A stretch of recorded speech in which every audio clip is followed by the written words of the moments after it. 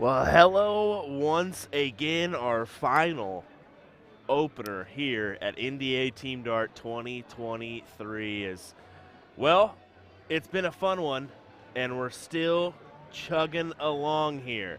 We've got Bros Beyond Board and South Park going at it in what will be a last leg decider to advance in the bracket. So looking forward to this one.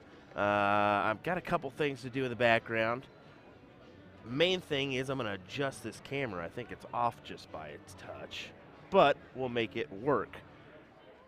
For the teams, South Park is going to be Eric Anderson, Kenneth Santiago, Terrell Taylor, and Tim Mueller. And Bros Beyond Board is going to be Dave Wendell, Gene Kuhn, Jeffrey Post, and Michael Miner. So that's who we've got here on these teams. We're going to coin flip it up for our last leg decider, and everyone will play in this last leg decider, so that'll be nice as well.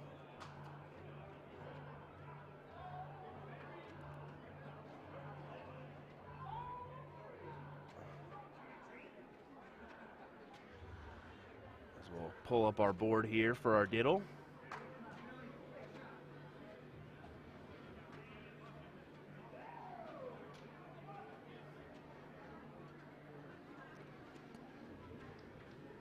Turn on our board sound here. Mr. Nick DeShare will be joining me here shortly. As I'm not gonna lie, we're on a little bit of a of a recovery mode right now.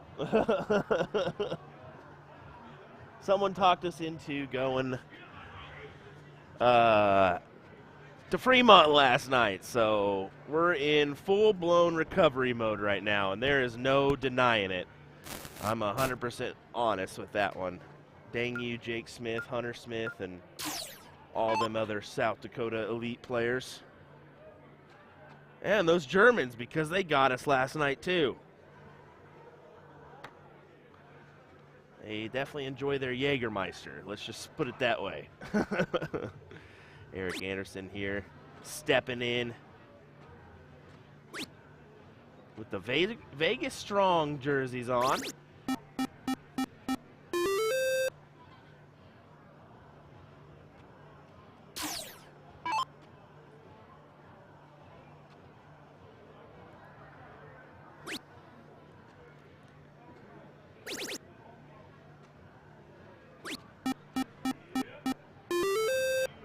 Of course, this is a level 1 matchup here that we're seeing. Our Masters are already concluded, as we saw their final yesterday for the team event. This evening we still have some mixed doubles to go. Sadly, we probably won't be getting much coverage of that mixed doubles event because we do have to tear down and get ready to hit some airfare tomorrow. That air flight home, or that flight home. As you can tell, I'm verbally giving you some garbage right now because we're just that tired. But yeah, we'll be heading home tomorrow and then on the road for Wisconsin shortly after. So, but in the meantime, we'll be giving you the finals here of these team events. And as you can tell, shorter room here. That barrier in the back, that wasn't there this week. They've shortened the boards to 3 rows, 6 sections of boards, so that all the other the vendors can start tearing down their boards and making sure that they're taken care of so they can move on to their next event as well. Because let's be honest, setup and teardown is a very big task and it has to be done. And every little step, you need to make sure you do right, or else you're going to forget some pieces along the way. Here we go.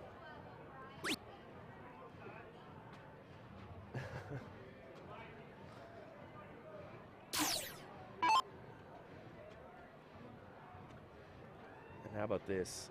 The nickname there, One Lung. And you may be able to see, you know, of course, the air or oxygen there. It's kind of cool to see that our sport is for everyone. You know, it doesn't matter if you know, you're disabled, or if you're young, if you're old, no matter what your ethnicity may be. I mean, it's just, darts is a great game, and we're seeing it here. There's no doubt about it.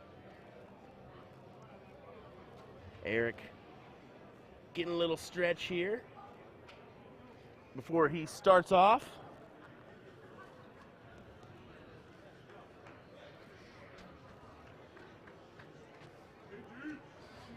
Michael saying, I didn't know there was an event today, laugh out loud. Well, buddy, yes, there is an event today. Oh, that's not good. We don't want to give you all that static. There we go. At least hopefully not. We'll fix that. There we go.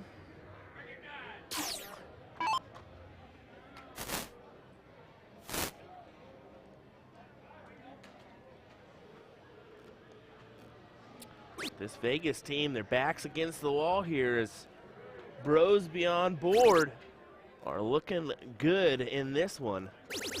I'm going to pull up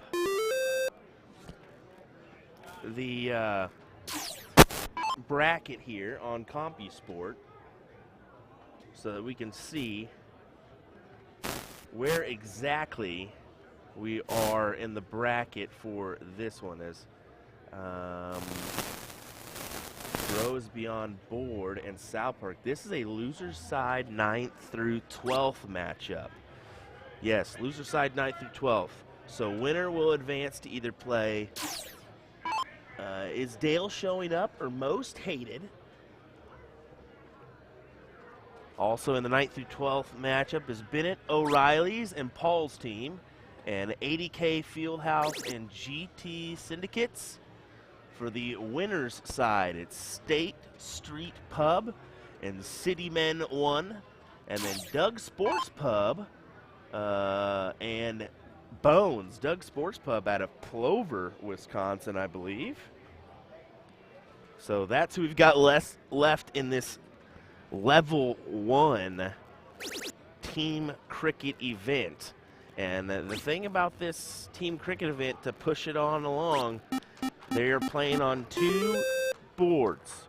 So they'll split up for those first 4 legs, and they'll play on 2 separate boards to kind of push it along. And then if there's a last leg decider, that will happen on the 1 board, and all 4 players from each team will play. So just a little bit of a refresher for those that may be wondering what's going on.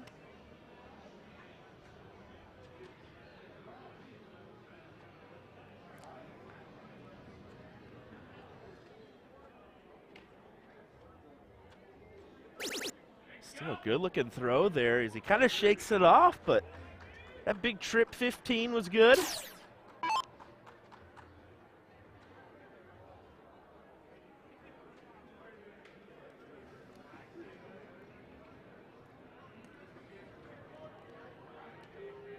I believe Eric is Big Bully Darts, if I'm not mistaken, as he's got the hat on there. So I believe that it's an individual who makes some custom darts for individuals if they need it. And there it is, Bros Beyond Board gets it, as we can see here. Team shaking hands as Brosby on board will advance to either play, like I said, is Dale showing up or most hated, and it's going to be most hated in that 7th, 8th place match as it just kicked over. So good for Brosby on board. Unfortunately, that South Park team will bid adieu. But we've got more action coming your way here, folks. Don't go anywhere. USA Dart's coverage of NDA Team Dart continues on today, as we will be right back in this short amount of time. Don't go anywhere, folks.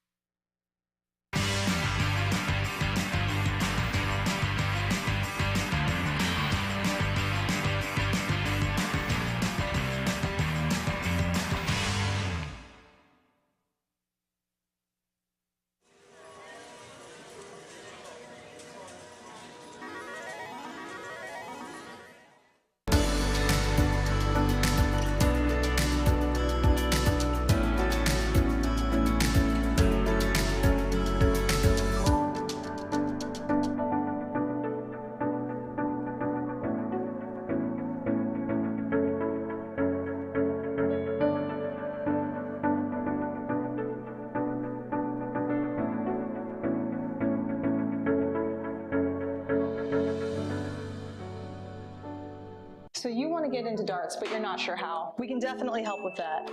We're usadartsproduction, and we've been a dart specialty store for over 30 years. We have the greatest variety of darts in the country. But don't worry, we can narrow down that selection for you, whether you're a complete beginner or a full-on expert.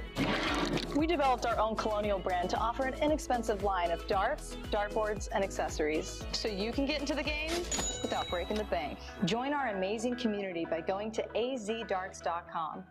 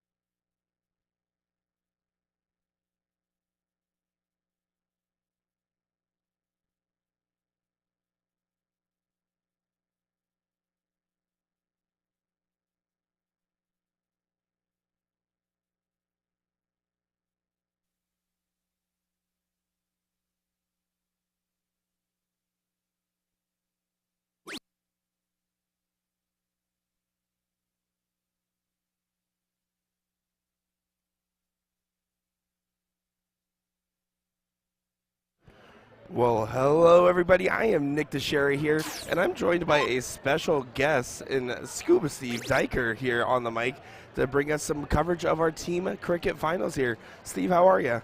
I'm doing great. So, we have you on the mic here because we have a great matchup here against State Street Pub and City Men 1 here. Can you tell us a little bit about the State Street boys? Yeah, State Street Boys are from our hometown, Green Bay. Good buddy of mine and his girlfriend, they own State Street Pub, so stop in there every once in a while.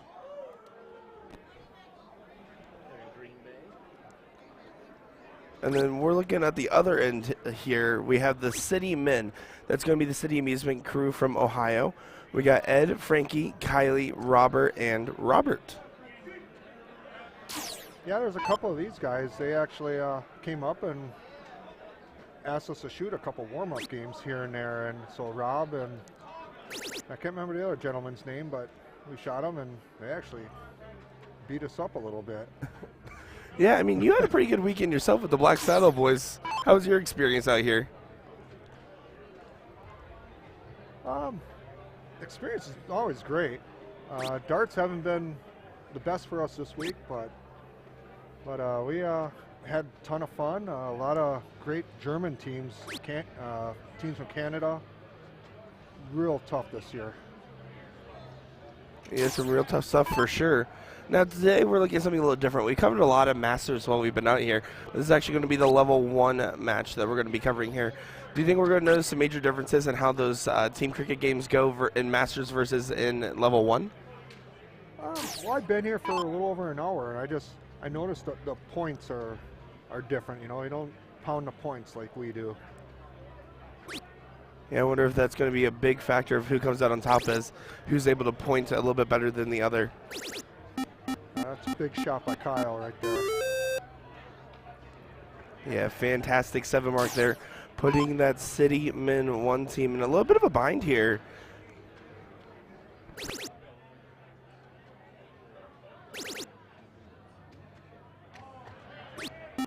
Ooh, big 7 mark there. Yeah, great answer back.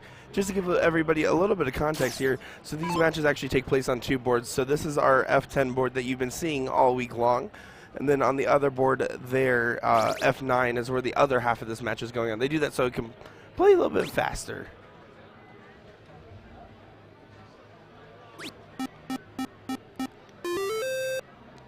Five mark there from Jason.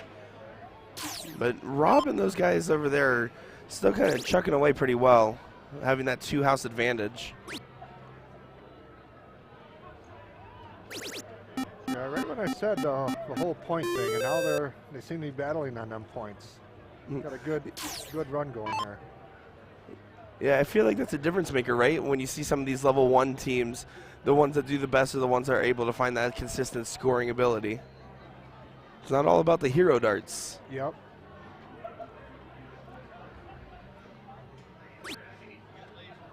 Now, I mean, you're covering some of these Green Bay guys, right?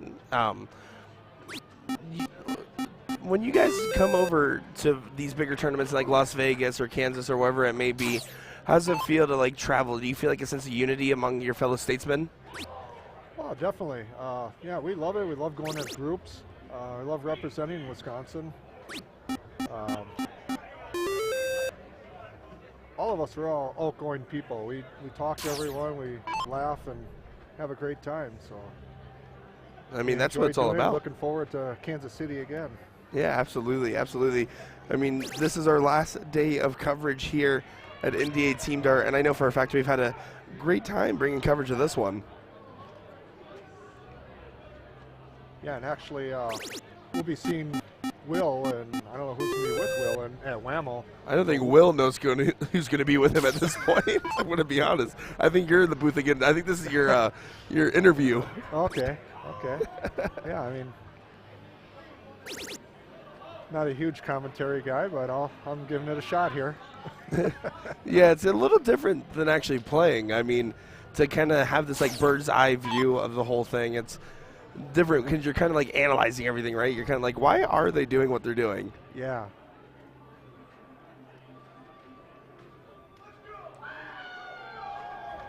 We can see the State Street Pub guys are having a little bit of a tough predicament for them, trying to find a house to get open on. Ooh, Oh, I don't think he realized that they're closed. going closed. I think he just realized it now. Yeah, it's one of those things that happens. You have to make sure to be aware of the board state, but that's a great recovery dart right there. Yeah, that's a huge after throwing a slack dart off like that. Yeah, it's one of those things that it's like really hard to recover from because you kind of break your focus, Yep. hurt your stride a little bit there.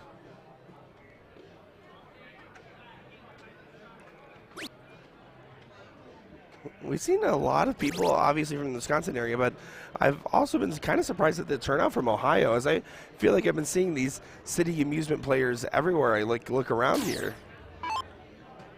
Yeah, there's a lot of them guys. I see that jersey, that symbol they got on there.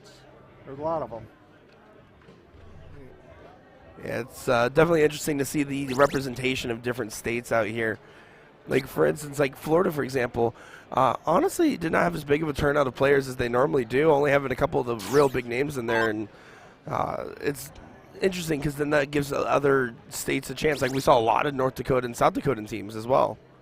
Yeah, yeah.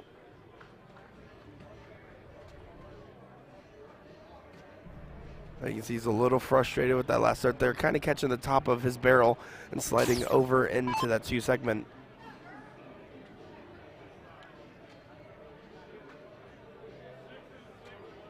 Yeah, Kyle's kind of forced to stay down there, wouldn't you say? Yeah, definitely. Down 2 wedges. You got to fill it up here. Yeah, he's going to need to at least a 7 mark. That's a great placement on that first start, though, for him.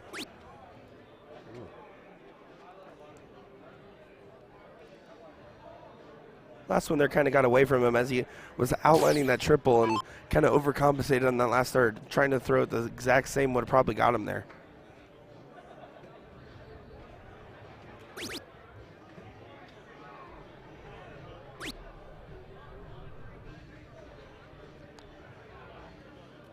And almost getting that 16 there.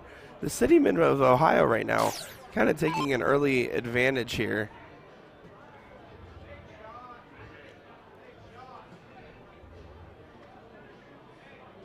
Now, I wouldn't say that the State Street guys are struggling, but they're definitely not throwing as well as they would like to, especially with the position they're in. How do you kind of like, personally, how do you recover from like not starting off as strong as you would like? These guys are a real resilient team. They don't give up. So I think they can come back. And we'll see as the pressure is on. Single 16 on this last start to close, and it gets away from him. Well, this round could tell it all right here. Exactly. That first start triple can do a lot of work here. I mean, you'd have to hope that they get rid of the 19 if they can, but Right, only if they get that point lead. Point, do the 1 close, work your way back in.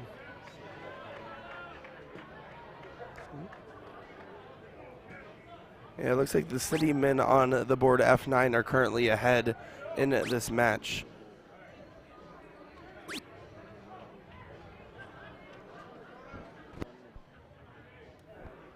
Yeah, it looks like the city guys got that first game over there, and they're trying to get another game over here for them.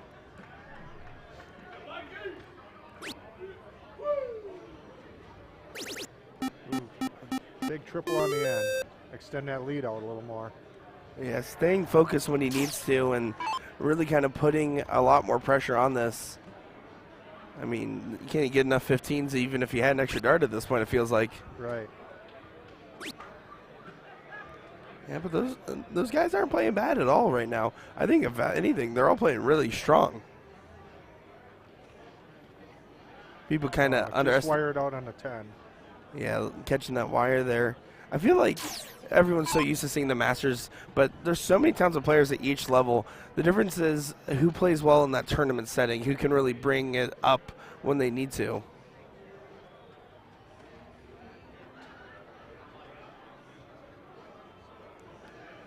Pretty well blocked out of there, wouldn't you say? Yeah, I think he was kind of looking to see what he should do next from his teammates. Stay on it or hit points. Almost like he's looking up. Yeah. Yeah, I think that's the right call there, given that fact that if he got in that 15, it would be a really hard to throw dart for any dart player. Right.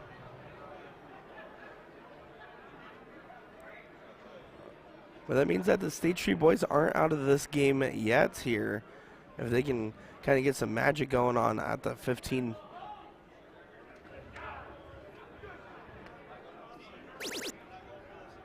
A good way to follow it. Ooh. Right on it. I mean, big 4 mark though. Yeah, it kind of helps reapply that pressure back, right? So even if they lose the 15s this round, they can still come back in points on the Bulls, as it's kind of within that 100-point range to make it more obtainable. Right. Well, it was big in trip that 20 right there. Yeah.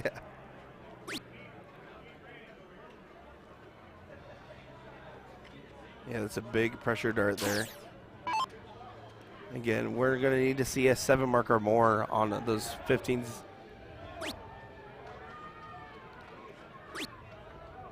He's all over it. Oh. Not able to steal the deal.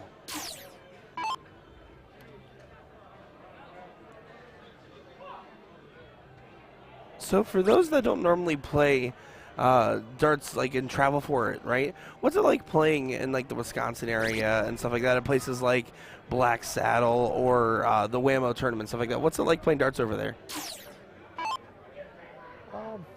Our Black Saddle, all our leagues are remote, minus State Street. We'll travel to theirs because we have like 3 local bars that are in our league system. The other ones are outside of our league system, so we can't travel to them. Leagues are always tough. It's an elite league, and Yeah, that's fair to say. top to bottom, any team can win. I mean, we started out the season hot, and that's just kind of what finished it for us. I mean, we didn't shoot the best down the stretch and still managed to take first, but every team in there is super tough. Yeah, it's definitely not an easy road to travel along there. Definitely not. You know, the State Street team, Jason, Brian, Nick, they're kind of the core of the team. They've been shooting together for quite a few years, and they picked up Kyle this year. They had a 4th person, Jesse, and he retired and was doing some traveling, lived down in Mexico for a little bit. Now he's back for a little bit, but they picked up Kyle. He's a great fit for this team. Oh, there you go. Well, it seems to be working out well in their favor as City men grab another leg there. Yeah, up 2-0. Yeah, and look at those averages. I mean, for level 1, you have to realize that the cutoff's what is a 4-0, and so all these guys right here, 4-1-3, 3-7-8, 3-3, and a 3-3. I mean, they're all playing pretty well right now. Nothing to be ashamed of here. No, they're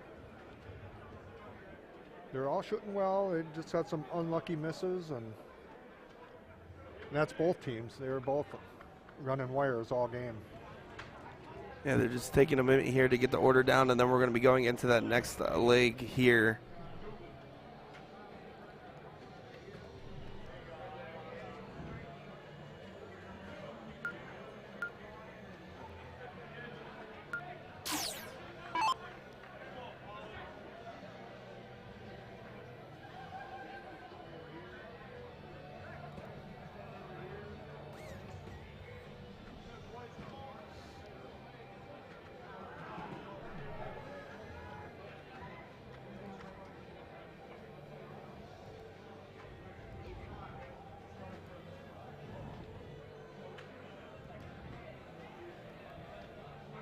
That's not the right.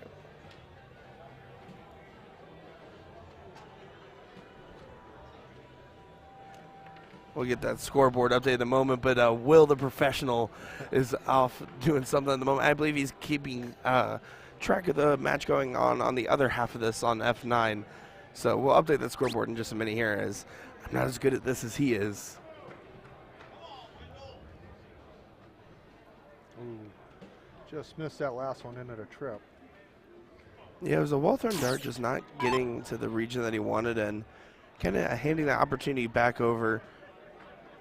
Personally, as a dart player, when I was playing a lot, I hated opening. Like, I didn't mind going first if it helped make my partner feel more comfortable, but there's more pressure on those first 3 darts than any other darts, in my opinion, because you know how important a strong open really is. Oh, definitely, I agree. And unfortunately, with my team, they always make me go first. So it shows their faith and confidence they have in you. That was a really strong answer. Yeah, 7 right there.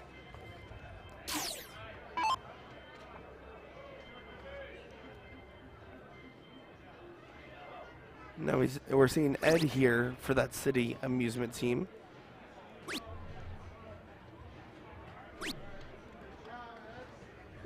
It's just right back with that 4 mark on the 20 there. we have Brian and Kyle shooting for State Street here.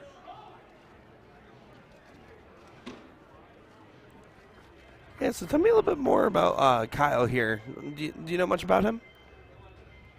So Green Bay has little suburb towns, not like the whole Chicago thing where they're that big. Green Bays are a lot smaller. As a community, we have whatever 120,000 people. He resides about 3 minutes out of Green Bay in Dichiria, Wisconsin, and he shot Dichiria leagues, and then we just see him around tournaments. Very good shooter. Even one year he got picked for a trip spot and he buried, I think it was 18s, all 3 18s for 3,000 a dart. Oh, nice. Yeah. Very nice.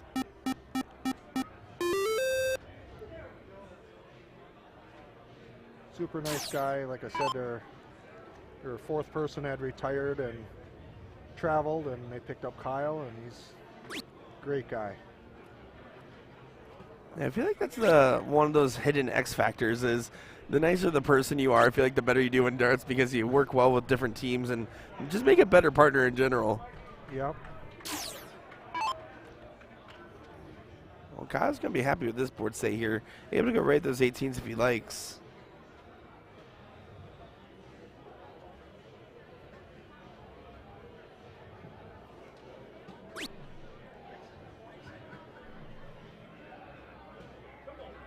Yeah, just needs a big single here. And he does get it. Yeah, sometimes those big singles to close are some of the hardest starts ever to throw. Because you're thinking the whole time, I should be able to hit this. Almost psych yourself out. I had a couple games this week that, I just need that fat 20 and wire out right to the left into a 5 or a 1. Happens to the best of us.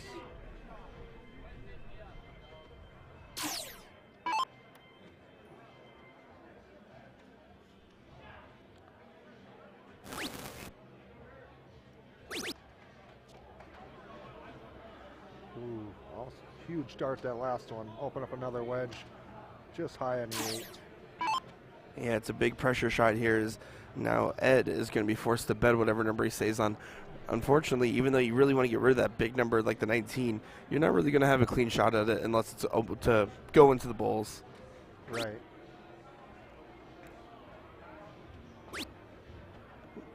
You see Ed kind of rocks that like old school setup there with a pretty middle length shaft there with the speed flights and just kind of has one of those like twists and throws.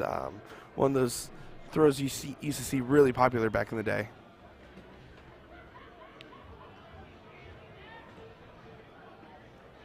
Kyle having a little bit of a debate on what he wants to do here. But that answers any questions he might have had. Yeah, that was huge first start. He's just going to take his time here and then see if he can find that 15 to match with it. Well, that's a good mark for it. Yeah, good mark, just wrong answer on the end. But still a good round. Yeah, it's super important on those 16s and 15s to get that miss start. If you're going to miss on the bottom triple. If you get on the top one there, it makes it really easy to deflect. Yep.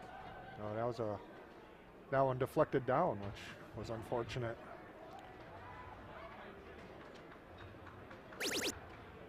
Does get Good there dart at on the the, end. yep, exactly. Gets there on that last one. But right now, just 2 marks away here for the State Street boys to kind of get on the board. Yeah, massive advantage now going into the Bulls, and that helps even more, putting on that pressure. Yep.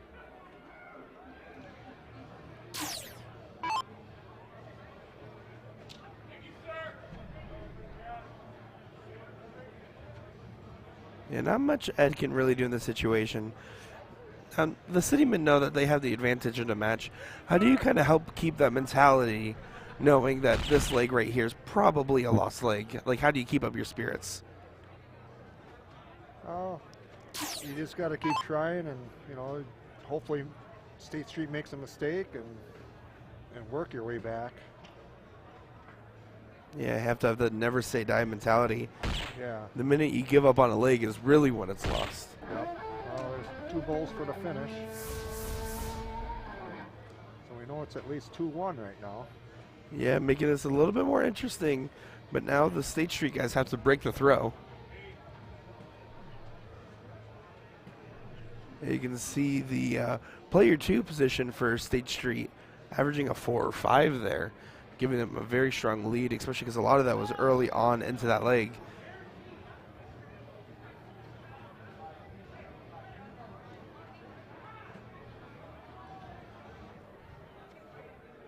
Steve, how does it feel to not have a lost voice like mine right now? Because certainly I am starting to feel it here on the last day of the stream. Well, if this would have been a couple days ago,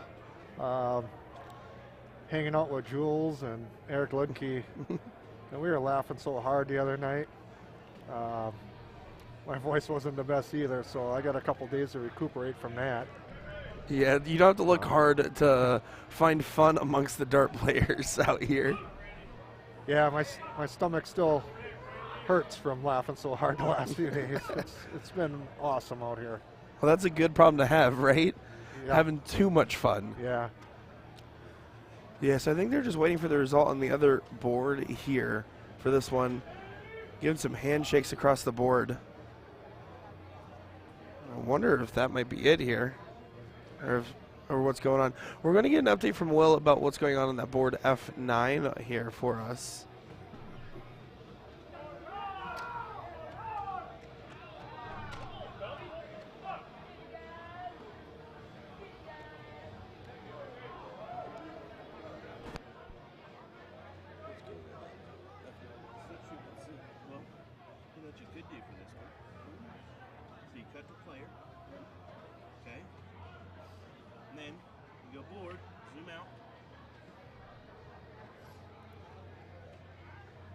Oh, they're still in. Cut there, so people can see what's going on. Okay, let me just double check. Yeah, so we're getting a little update here from Will the Thrill Stuart. Now, I'm going to be honest here, Steve. Whenever Will goes up to Wisconsin, I feel like he ends up dancing a little more than we expect him to. Is it something in the apple pies up there, or what's going on? Well, we'd have to talk to Roy Harris on what his ingredients are.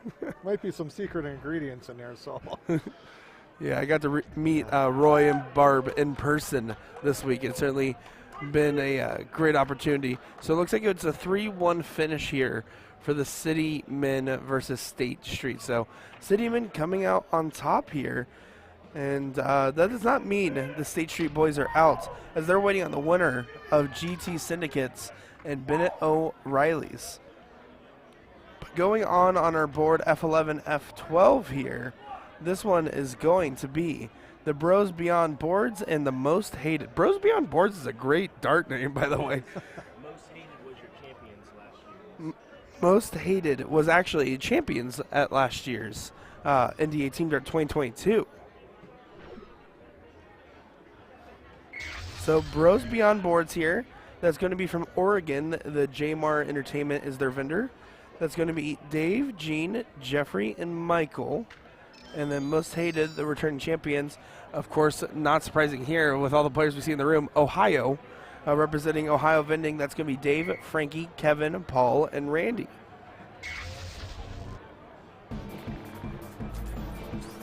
Yeah, I remember that Ohio State from last year. Great group of guys. I was actually just talking with them, two of the guys on that team, about an hour ago. Super nice guys, too. Well, it looks like they're going to be getting into a last leg here. Looks like they were doing a flip, so it might be a 2-2 situation if that's the case then, if they're doing a flip.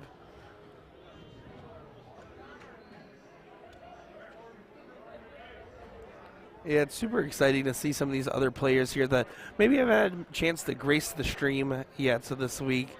Because I know a lot of people out here look for the opportunity, and then sometimes I get my middle division or lower division players like, why am I on the stream? This is too much pressure.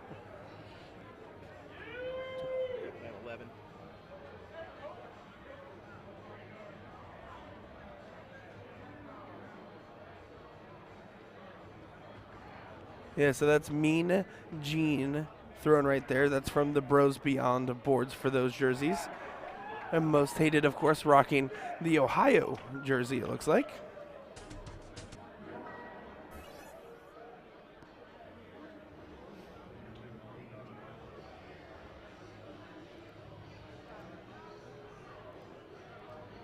And so they're giving some knuckles here, and they're going to get started off immediately. This is going to be a look at a Phoenix board here. So, of course, we do cover 3 different kinds of boards. The Phoenix board, we also have the Arachnid board and the Radikal board.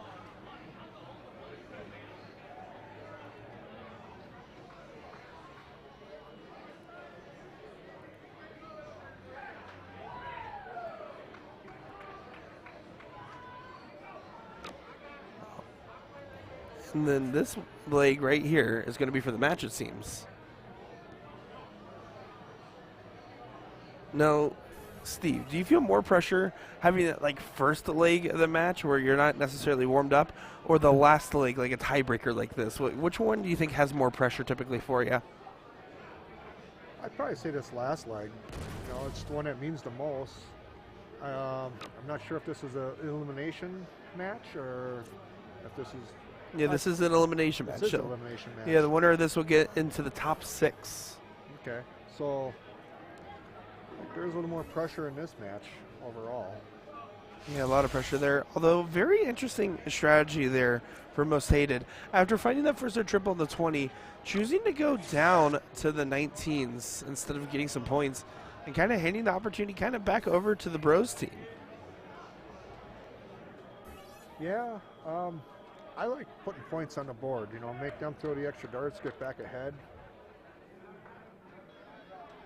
Yeah, if you're ever going against any Wisconsin Knights, you know very well that there's going to be a lot of points involved in the match. Yeah, you know, the old saying goes, you never lost a game with the more points. And that is the truth there. Well, right now it's a little bit of a neck-and-neck in position here, but with a slight favor to the Bros team here as they have control of the bigger number, and they have a little bit of momentum going in their favor, it seems. Yeah, see, super aggressive darts, shot. yeah. It's huge if you hit it, right? And he Yeah. did. But if you missed it, that is a very scary situation. Yeah, especially when it's only 57-34. You know, it's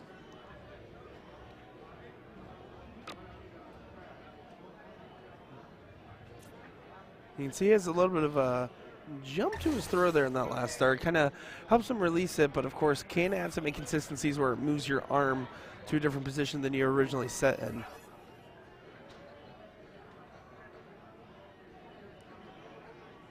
yeah, he did hit a trip on the last dart, so that was a big dart.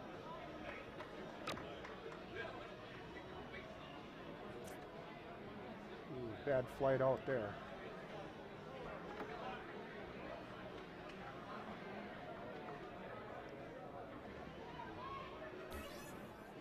All right, let's see what happens here. Most hated stepping up to the line. If they find that first start triple, I definitely like taking a look at the 19 here. But if you don't, I would stay up there all day otherwise. Big last start. Yeah, able to stay focused there throughout all three. Not getting frustrated by the first two.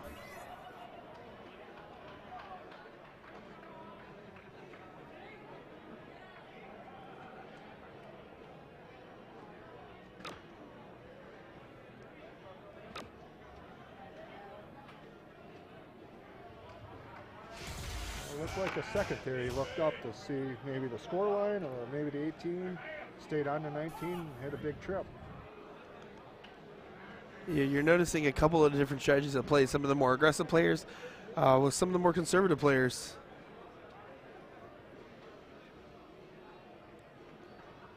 I feel like my typical approach is when I'm playing on a team setting, I'm a lot more conservative, going for the points and only really going for the hero parts if I'm trying to help my team get out of a pinch.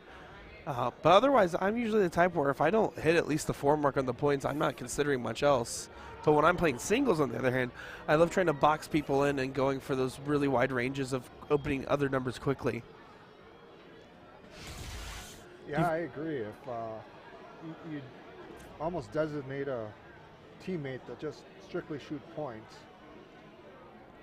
Yeah, I feel like when you do that too, it kind of gives your teammates a lot more trust that you're saying, hey, I believe that you can close this other stuff and do X, Y, and Z here. Yep. It's like he did. He had 2 big triples in that run there. Big lead now, 285, 160. Yeah, this is a massive, massive situation for them as the Bros team is putting the returning champions in a very, very tough spot. Winner of this match will actually go on to play the Doug's Sports Pub team, which I got a chance to see a lot of these guys when I covered the Plover tournament and back in, I believe, November.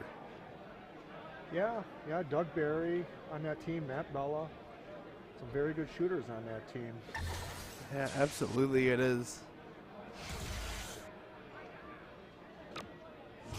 Ooh, that was a big round there. Huge 7.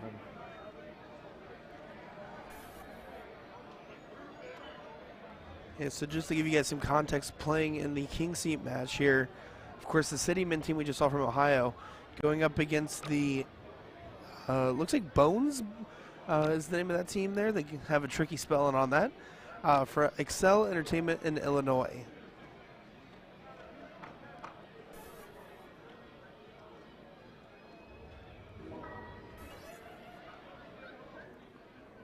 We'll see if Bros Beyond Boards can continue kind of dominating this leg, and they're just playing nice and safe darts here, not really taking any unnecessary risk, and it's been rewarding them kindly.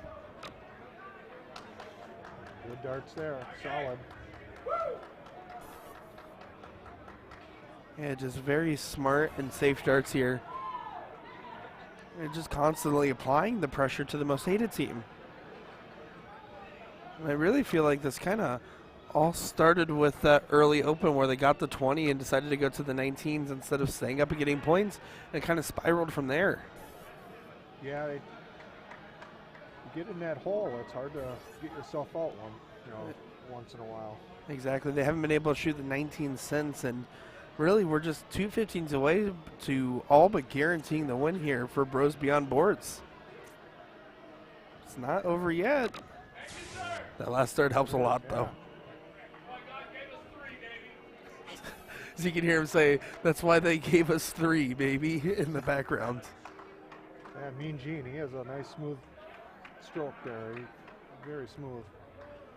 Yeah, you'll notice that there's actually a lot of dart players that have great forms. There's everyone has their 1 or 2 little things that they have, but otherwise, like even the gentleman that was just throwing right there, other than that kick, I mean, pretty straightforward 90-degree angle, pulling right back to the eye line and following right through. Yep.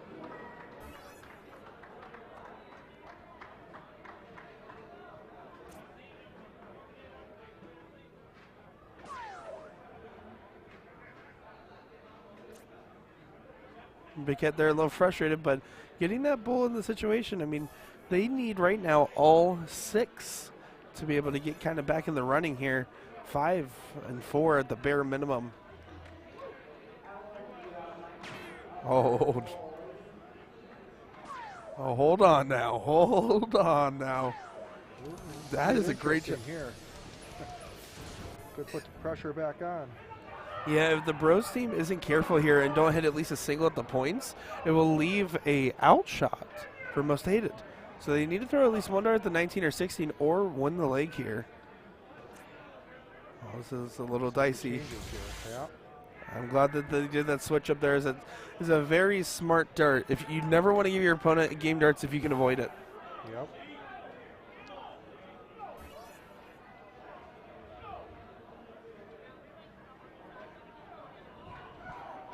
He's just kind of analyzing the situation here, but really, again, kind of forced to hit 4 bulls.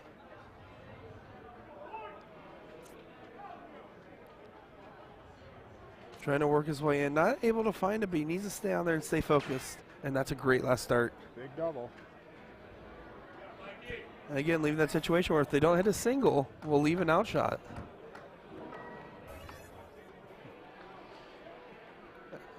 You know you're a big deal, by the way, when you reach for the water, realize it's empty, and Will Stewart goes to refill it. He's never once done that for me, I'll have you know. That is crazy. Are you serious? Is that real?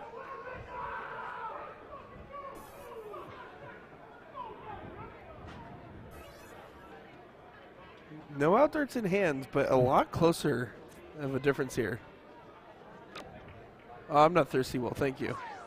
I'm not thirsty. No, it's okay. No. As long as Steve is taken care of, that's great. Another bowl, just to keep it interesting here. Yeah, it's still within striking distance here. I mean, things get dicey with these bowls at the end. Oh. And now there is a match shot here. Yeah. Double on the first start. I just love his throw, too. Yeah. So smooth. It is a really smooth throw. This is a great opportunity here. Double bowl for single 19. Yep. See, Will Stewart does like me. Got me a water, too. Oh, that's a great dart. I almost wonder, he kind of wants to shoot that 19 there just to get rid of it. The big one. But the X on it, that was a smart shot. It's a good dart. It's just, you're still a trip, from losing the lead. Yeah, but it puts a lot more pressure than I felt like the Bros team wanted to see. Well, maybe I'm wrong. Who knows? Big Cat here needs 1 bowl for the win. And he hits it. Bold last dart there and a great win as Bros Beyond Boards honestly had a little bit of a scare there, but was able to make it out alive 3-2 against Most Hated. That game definitely had me on the edge of the seat. That was a fun match. Yeah, it certainly was. So we're going to take a moment here to watch some of our ads, hear from our sponsors and everything else. But of course, I am Nick Dichiria, joined by special guests Scuba Steve Diker and Will Stewart here. I appreciate you guys letting me sit in for this couple of matches. This is a lot of fun. I will definitely stick to darts. I'm not too good at this, and then hopefully I get better at darts. So you see me on live stream a little more. Well, it's always a pleasure when we do see you. Don't go far, folks. We're going to be continuing to bring the action here to you shortly.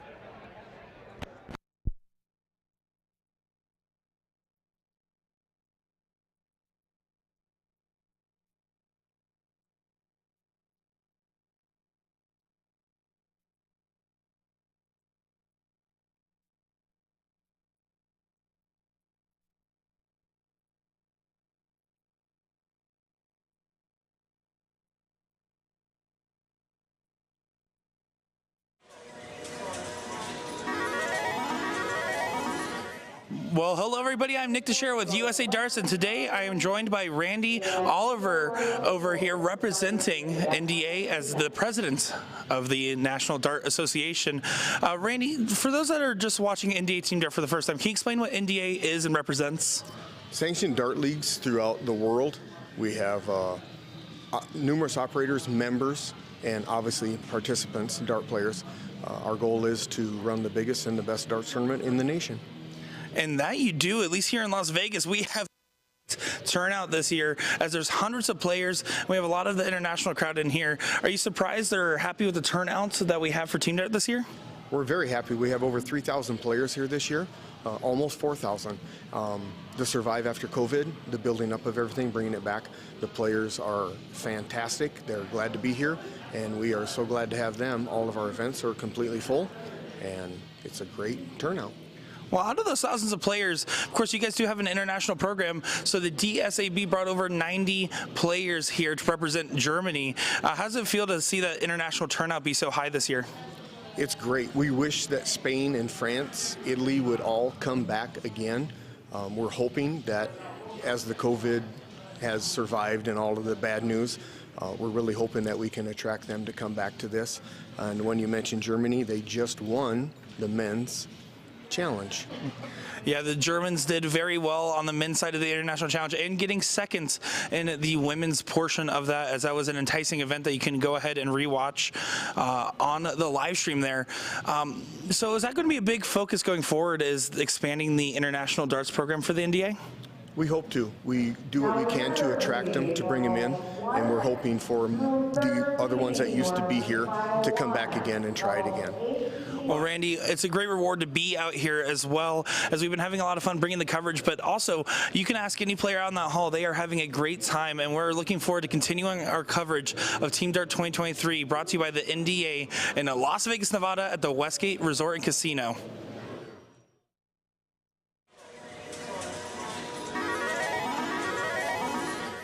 Well, hello, everybody. I am Nick Dichiria, joined by none other than one of the most popular teams here, Black Saddle. I have with us Bob Anderson, Matt Crafts, Steve Diker, and John Pilgrim. Now, you guys had a great start to your week here at NDA. Can you tell us a little bit about our experience so far and how that first morning event went for you? Currently, I'm the team spokesperson.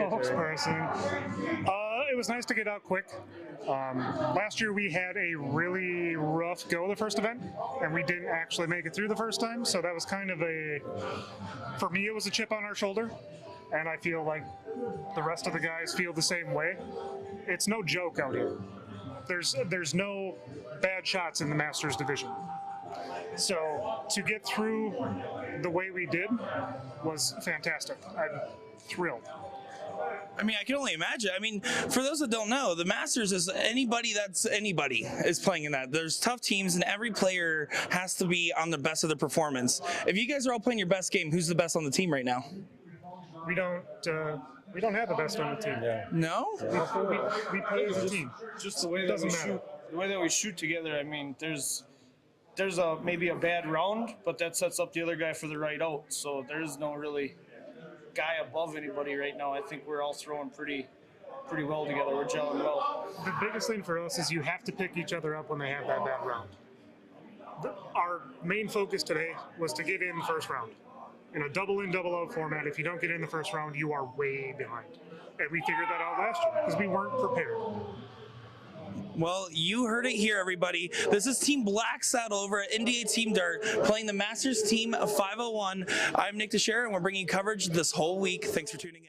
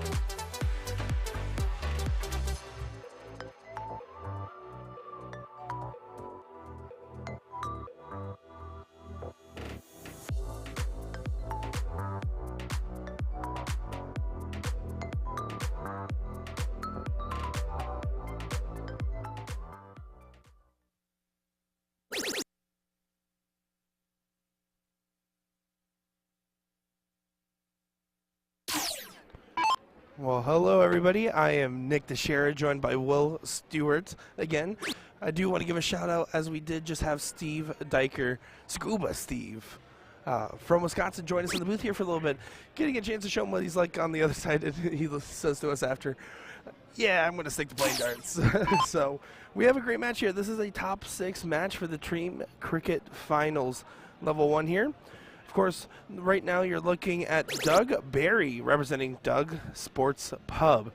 I got a chance to see and talk about him over at the Plover tournament that we covered earlier, or late last year, excuse me.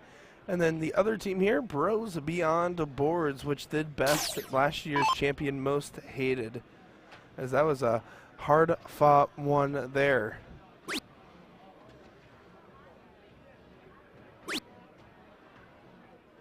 Yeah, so we can see this Big Cat over here, as he played really well in that last one. This match here, of course, will be taking place on 2 different boards here. Board F9, board F10 here. They do that to make it a little bit easier to kind of go along with. Keep things moving along at a good pace. Of course, as you can hear from the sound of my voice, I've been having a lot of fun this week. Honestly, hardly ever leaving the Westgate Resort and Casino where NDA Team Dart is held, as it's been a lot of dart action, just trying to cover every step of the way. You can actually see that wall in the background that wasn't there before, as the hall is shutting down. And we only have this event, and then in the evening, the mixed doubles event. So it's been a lot of fun covering this one. I can't believe it's actually over. It honestly flew by. When you're talking for so many hours in a day, you blink and you miss the type moments. Look at this shot right here. Bros Beyond Boards finding a 9 mark there on the 18s, as Doug Barry knows he's in for some work now, needing to find that first dart trip 20 to get some success going here for his team. He's going to keep working his way there, but at this point, if he takes a shot at the 18, it's going to be a huge risk. And he does stay there, answers back with a 7 mark, as these guys are heating up over here.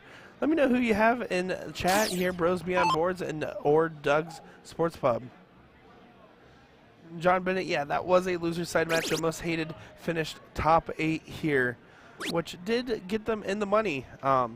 Unfortunately, I know that they wanted to go back-to-back as they were last year's champion, but the hard part about it is that this is a tough tournament. You still got through the round robin, you still got through day 2, and you made it to the final day. You should be proud of how you performed, and I know that they are holding their heads up high after everything here. Kenny now up to the line. When you get these 17s here, they're going to feel a lot more comfortable.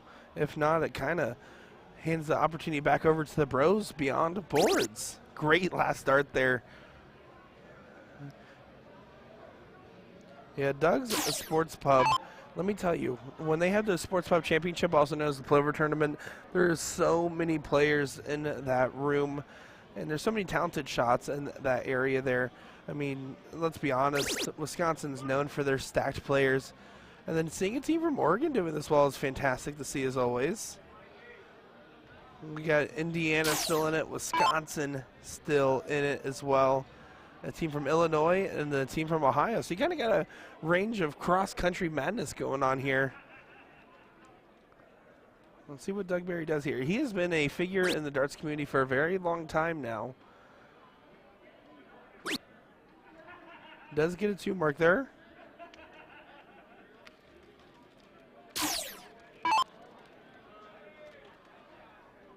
Let's see. Big Cat here. Looking to find that trip 18. He does find it. He's looking down. I think he wants to get to the 17s now. Oh, he does take a look.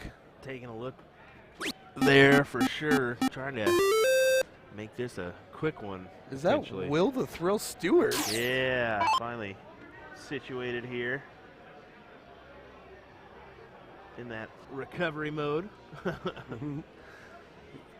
Yeah, we're definitely going to need it after this long week here. Yeah, I wish I had a longer recovery, let's be honest. We're on the road again as we head on down the way to Whammo in the very, very near future. Yeah, if you want to know about the events that we're covering, whether it be Whammo or whatever else is coming up in the future, if you enjoyed our coverage even just a little bit, go over to usadarts.live, and you can actually see our upcoming events that we will be bringing to you, as there's always so many good pieces of content to be covering. And of course, we're honored to be bringing to you every step of the way, as Will Stuart is always bringing the best of the business. And he also brings me along sometimes, I guess. That's cool.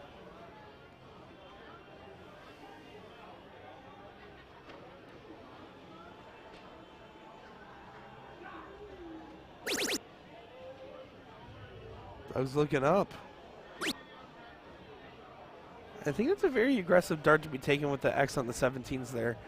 I personally think leaning towards the more conservative route. Now, I know Doug Barry's kind of like one of the better shots on the team there, so he's going to take the more aggressive shots, but that is a huge risk to be taking. And this is why. Yeah, big 5 mark there from Big Cat. And Big Cat electing not to go for that single 17 close to have that 8-point advantage. See if that was the right decision or not, depending on how many 17s Doug Sports Pub can hit here. Of course, if you want to follow along with any of the remaining teams in the Team Cricket Finals, regardless of what level it is, just go over to compusport.us, look up NDA. From there, you'll be able to see all brackets that we've already played this weekend, including the ones playing today and later this evening.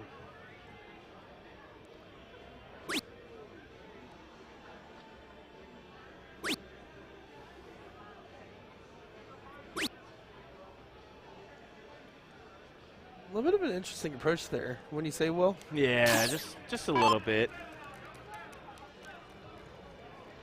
Just a little bit. Doug stepping in here. Yeah, Doug taking the smarter route and going to open a number here. And that was a great shot there. I think you need to get that playground established before you can do anything else, and he did, finding 6 on the 15s.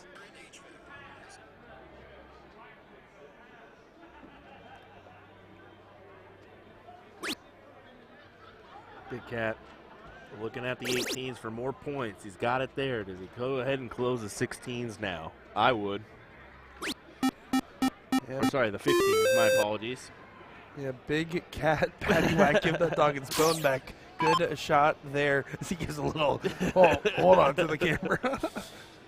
Tries to block it out of his way. Says, no, thank you. I'm good. Yeah, it's super funny to see the different reactions of different people on camera. Oh, that's the thing. Like last night, I mean, we saw it in like our mixed triples final where Zach Hunter's nothing but serious, looking content the whole time, and then you got Cheyenne Richards just dancing and laughing and smiling. Yeah, and then every time she does the camera turn over to her match, she came back here and said, "Did you guys just turn the camera on me?"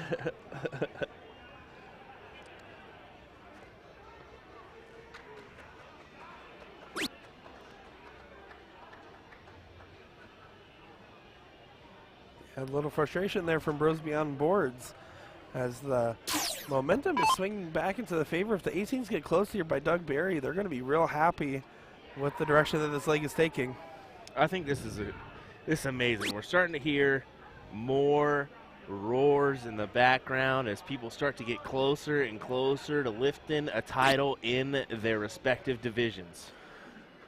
This might be a hot take. This might be my hottest take of this week, but Masters, you have to play your round robin and then you get into the finale day.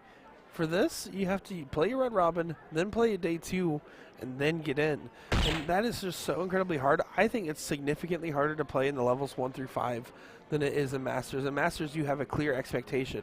In levels 1 through 5, it's about who brings their best game at that given moment. A little bit off topic here, but how about this news that came out the other day or yesterday from the A's? They're demolishing the Tropicana. Is that really true? Yeah, they're going to demolish the Tropicana and put a baseball stadium right there on the strip. Huh. That's crazy. That is crazy. Well, interesting point there.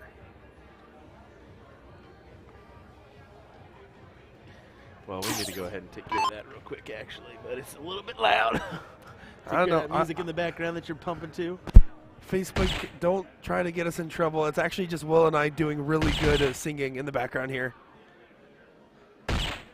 Wow, great shot there from Bros Beyond Boards, finding 4 bulls at a pivotal moment to keep the team in the match here and put a lot of pressure here on Doug. Doug needs to find at least a single here. Needs to find one right now. And that is the single there for him. You can see Will taking a little gander in the background there. Oh boy, well this is a little dicey now. Oh, that's the first bull. They can go right at the 16s for the win. Oh my, they would go crazy if they win this one. Oh, just barely outside. You can hear the whole crowd go, whoa, whoa, whoa. As that is a really close dart there, almost winning the game. Kenny now needs to find as many 16s as he can get to get the pressure off his team. Well, you can see we just updated the score line. Bros did get that match over on board F9, so we wanted to mention that one as they go 1-0 ahead in this matchup. Oh no. And potentially looking at a, oh no, yes. Potentially looking at a 2-0 scoreline now for Bros. This is incredible. This is really a back and forth moment here.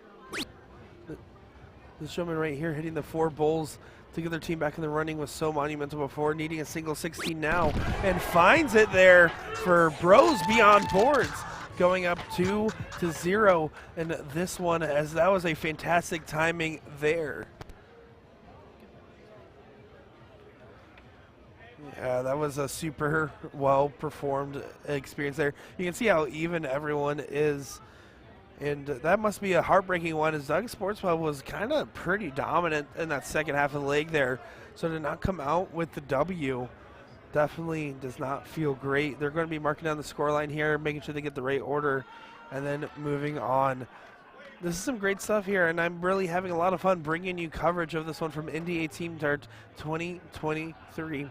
Of course, I got a chance to talk to a lot of cool people out here, all the players that came up and took a selfie with or played a game with on a sideboard over there, or the staff and volunteers of NDA. It's truly been an incredible experience, and I've been extremely happy to be taking part in such a prestigious event. You can see everyone there just kind of lifting up the spirits, making sure they know the correct order.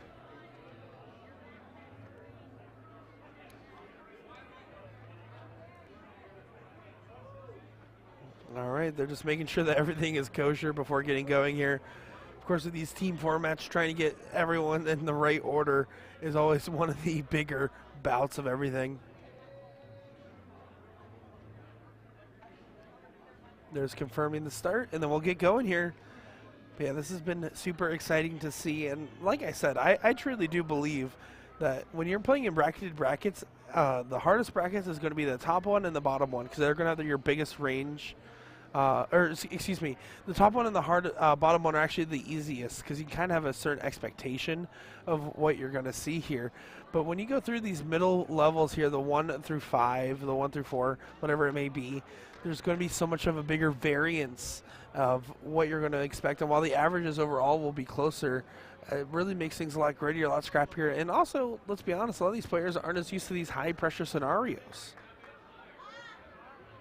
I mean, that's why you're hearing so many roars and belts of excitement, as this means a lot to everybody involved. This is a lot of times a big opportunity to get hardware for these players for the first time. Or maybe this is one of the other ways where they're trying to bring their game up to the next level. I mean, you see a myriad of reasons for these players here. I think we're just waiting on somebody over here, so don't mind that. Just kind of looking around. Someone maybe had to go get some more aiming fluid.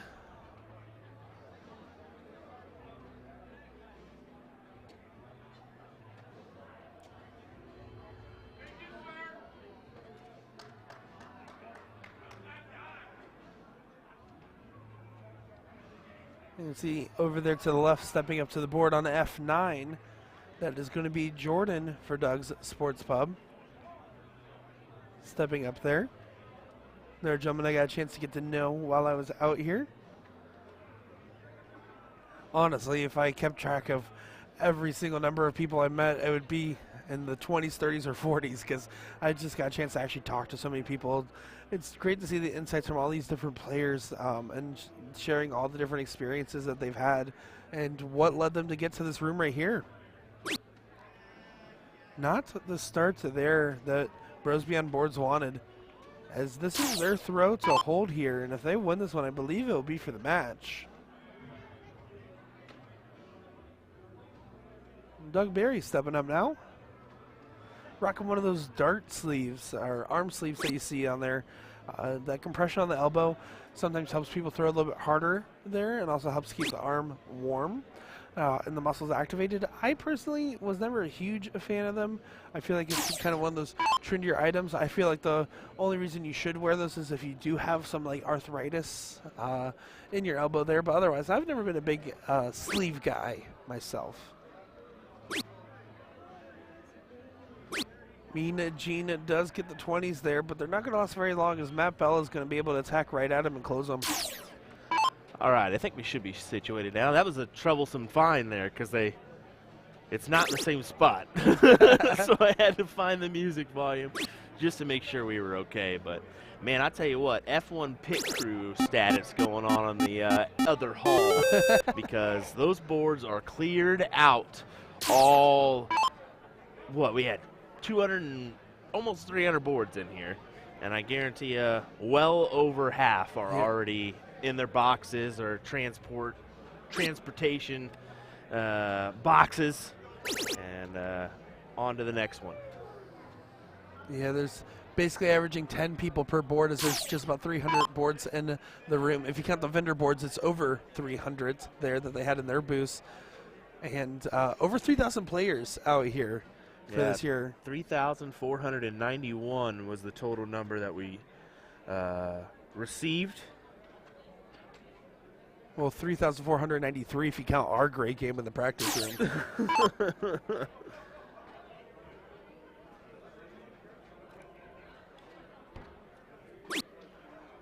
One thing you'll notice about these different leveled matches here is just how close the games come out to and how intense and gritty they really can get. As you don't see big leads here. You see big lead changes all the time, but not big leads. Did you really say gritty right now? Where do we hit the gritty on the dart line? Here we go, Doug's looking for one. Matt Bella with that big lean in, but has a pretty direct throw. Practically able to touch the board there. You can see that dart was well released, going right at the top of his throw there. Same thing, those second two darts there was just nice clean throw and kind of like the ideal timing and arc that you want in a dart.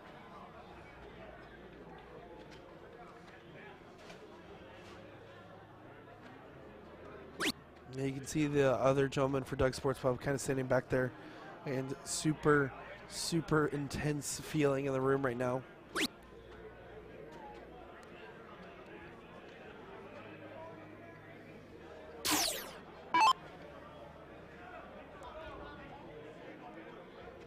Yeah, I mean, we've had a lot of great moments out here this week, Will. I mean, honestly, some of my favorites were from last night with that mixed triples that we covered, as there was some incredible stuff. What was one of your favorite moments from this week? Oh, that's a good question, man. There were so many good ones. Mixed triples was definitely a good one. I want to go back to our Masters cricket, where we just saw great performance after great performance.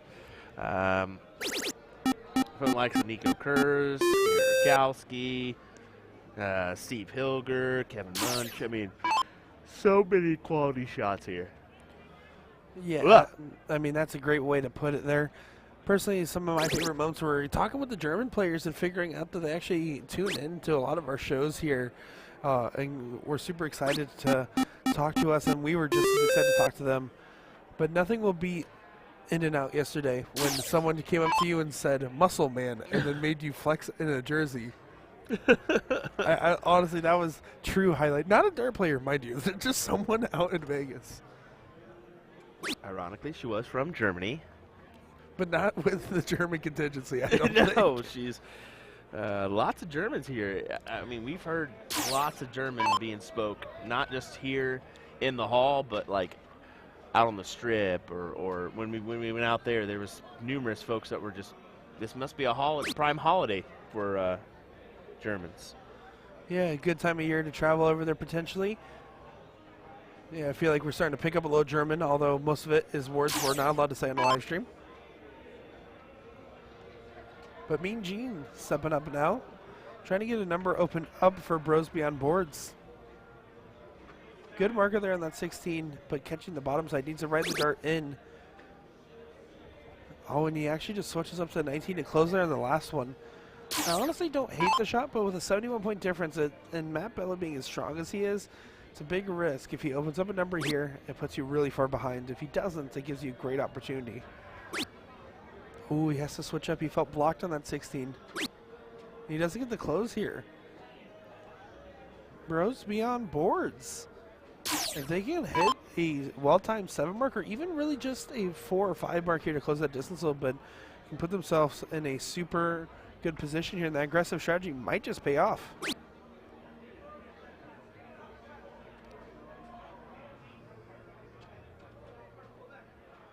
That is not what you want to see there. With the other team having a mark on the 16 and 2 marks on the 15 here, would you have shot the 16 or the 15 there to try to get the points back up? I like the 16 just because there's only 1 mark there. I mean, it's too easy for the 15s to be closed, but right there, we've seen it. Doug goes in and closes them out anyways. It's a fair point there.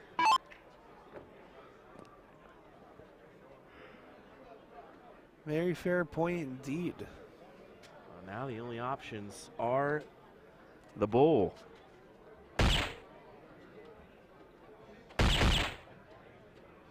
And Mean Gene's going to work. Yeah, I wanted to get just a little bit more there to give his team an outrange, but that was a great shot regardless.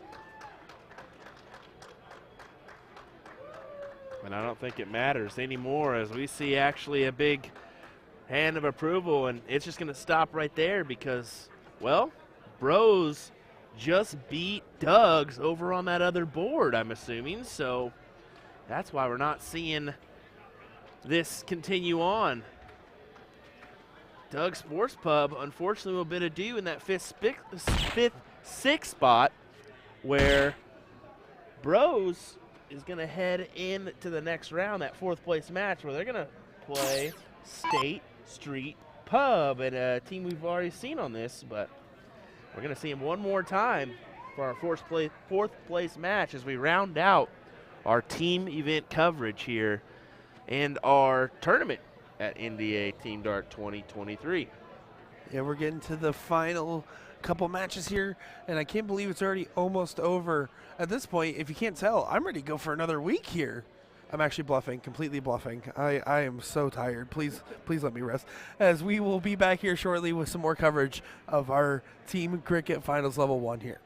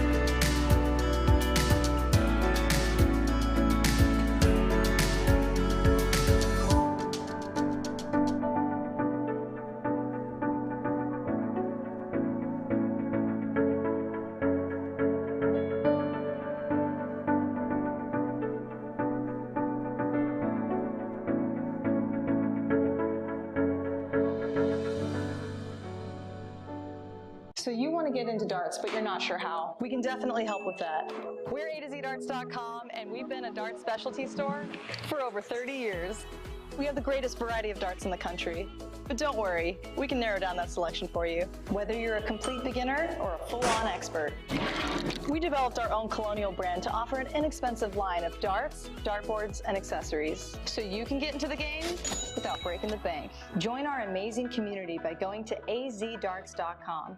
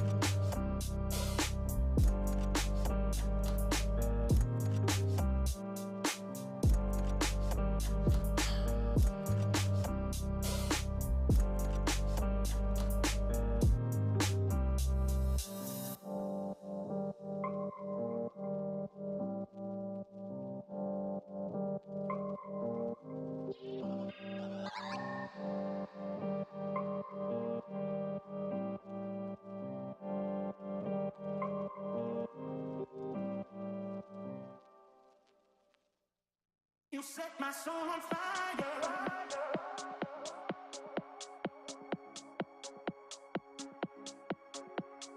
Baby, you set my soul on fire. You set my soul on fire.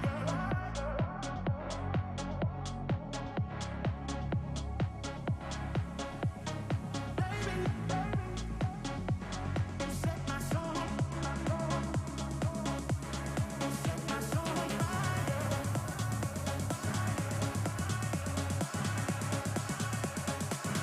You set my soul on fire.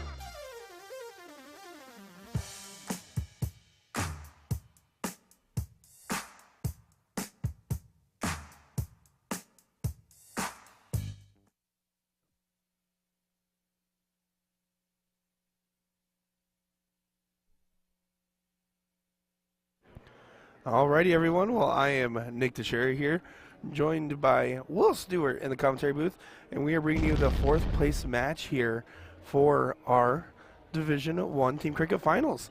This is going to be State Street Pub going up against Bros Beyond Boards here.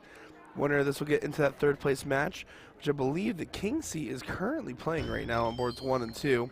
There's going to be City Men 1, which we saw in our first match that knocked down the State Street Boys, or Bones. Let us know who you have in chat, who you're cheering for, and what you got going on.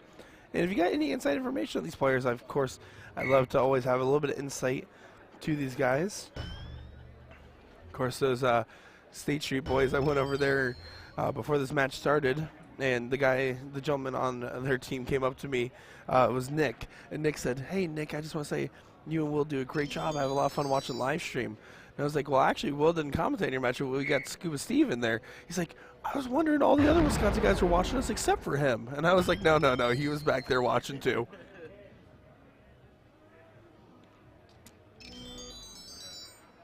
Big Cat coming up, and he's had a pretty good performance so far, I would say. With these level 1 players, you expect all of them to be right around that 3-5 range. It's kind of like that ideal number. As you have the 3-8 to 4-0 cutoff for Masters, right? So you see a lot of these 3-5s, and you'll see the consistent, like, these guys feel comfortable going for about a 4 mark around fairly consistently, and they'll go for their shots with that confidence. But the State Street Boys starting off with a massive advantage here. You see how Kyle he has a hitch right there where he takes a few times to kind of get his arm in the right position. I wonder where that habit came from, but it seems to be something that helps him dial in and kind of activate the muscle there. He's trying to feel for a certain position. As I know, everyone has their own little idiosyncrasies in their dart form.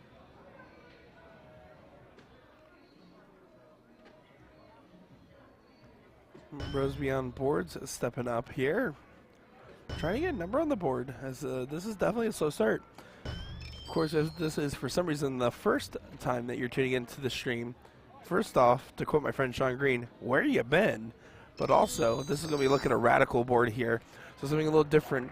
I got a chance to actually talk with the CEO for Radikal, Jeff, and he told me about how bringing the boards over from Spain has definitely been a big hurdle, but something that they've been looking forward to do is they've been having to restructure the company due to unforeseen circumstances that we talked about, but has led them to a lot of learning and growth opportunities here, and hopefully going to expand to more North American qualifiers for their international tournament in Spain.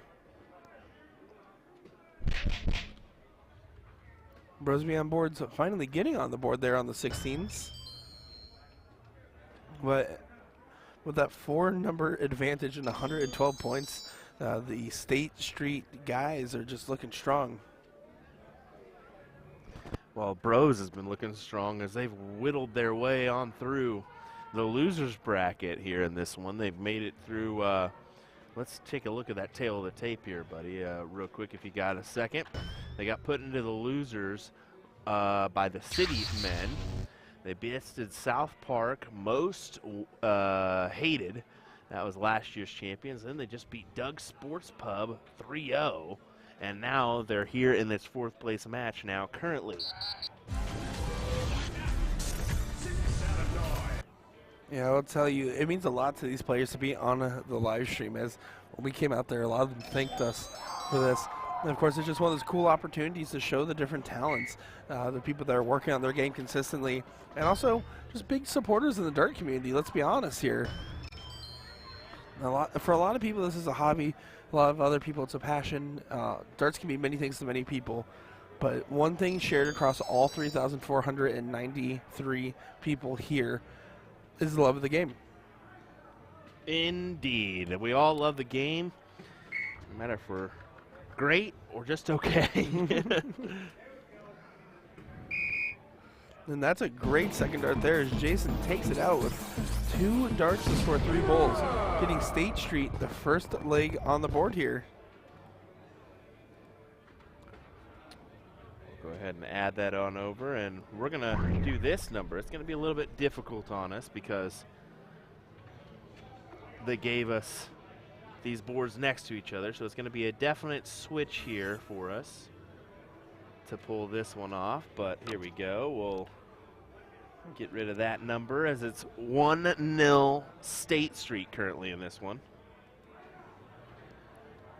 Yeah, you see Mean Gene stepping up here as the Bros Beyond Boards team is no stranger to our stream today.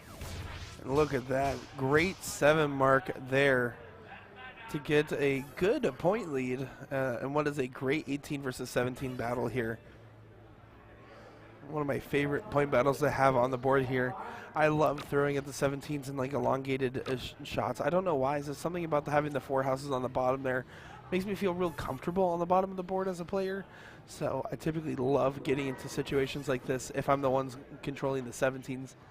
18s on the other hand, the hardest part about shooting 18s is it's really easy to block yourself, and I feel like because you're so used to throwing at the 20, a lot of players tend to throw high rather than low on it.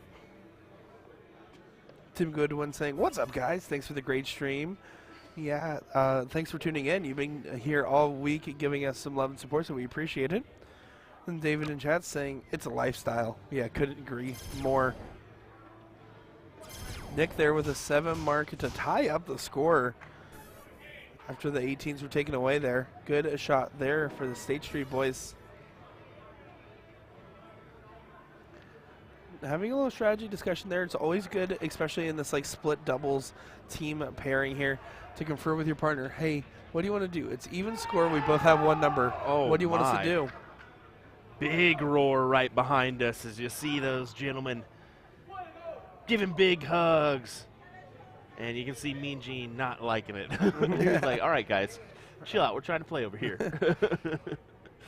Yeah, you just have to regroup and focus here because this is a very important turn. That's a good start to it. Oh, my goodness. Wow, fantastic darts for Mean Gene. Yeah, that was some mean stuff there. The only Mean Gene I know is Mean Gene Ogleford, but I guess now this Gene's going to be in my mind.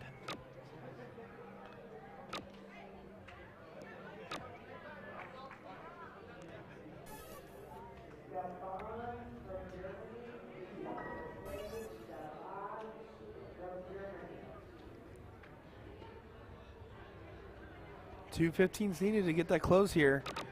And found on the first. Goes right for the Bulls, although falling into a 17 is a great position to be in there, as it is a 68-point difference now between the guys. If they get this, this will put them up 2-0 in the situation here for the State Street guys. But State Street not looking like they're in position to do so, as Mean Gene is 2 bulls away.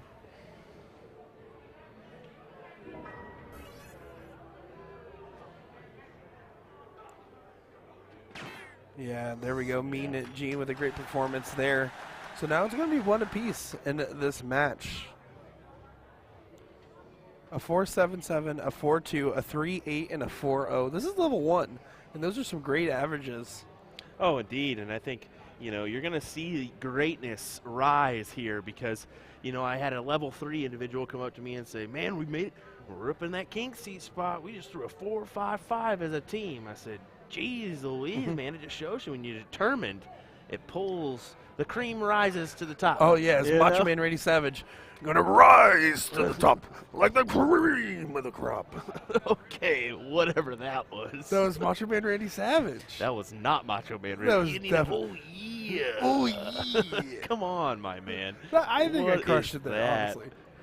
On a scale from 1 to terrible, how bad was that from I Nick? want to be honest, Let's hear this, it, folks. this rating system is not in my favor from the design of it. Oh, But we're not geez. here to listen to my impressions. We're here to listen to Will's impressions. Or no, wait, we're here to watch darts, sorry. Oh, yeah, that's right. That's right. That's right. That's what it is. Well, we're going to keep it right here as we figure out who's coming our way between these guys as they hash out who's going on which board. And then we'll get underway in just a moment's time. Yeah, that's team format's really important to solidify your lineup. Putting your best hand forward there. Nick, for the State Street guys, played really well in that leg. You can see him going up to the Phoenix board now, and I think getting everything in place here is things are about to get underway. So let us know who you're cheering for. Bros Beyond Boards, State Street Pub, as it looks like we're getting this leg started off here.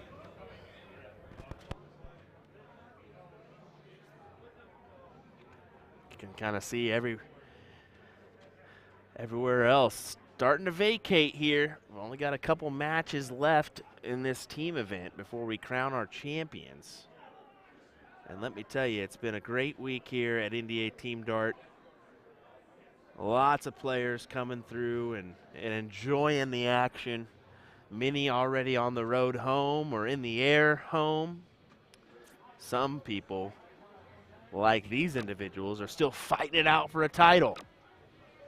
Who's going to grab it? Let's find out. Bros, State Street 1-1 here in this level 1 team cricket 4th place match.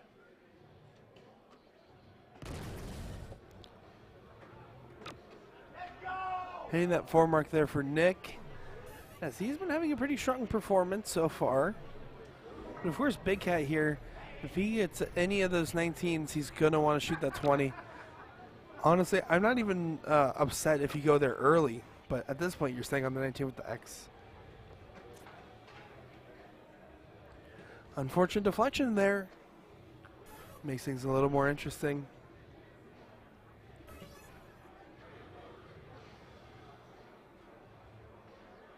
Well, let's see what the gentleman Jason has to do with this opportunity. He's going to ride those 19s. I like the shot, but it's only good if you get the close for sure.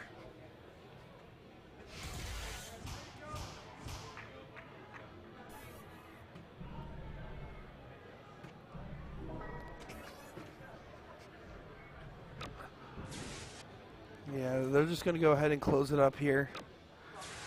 I don't think that's, as he says, fly away. As he does get the closes there. Again, in this situation, it's not right. What was that? Oh my goodness.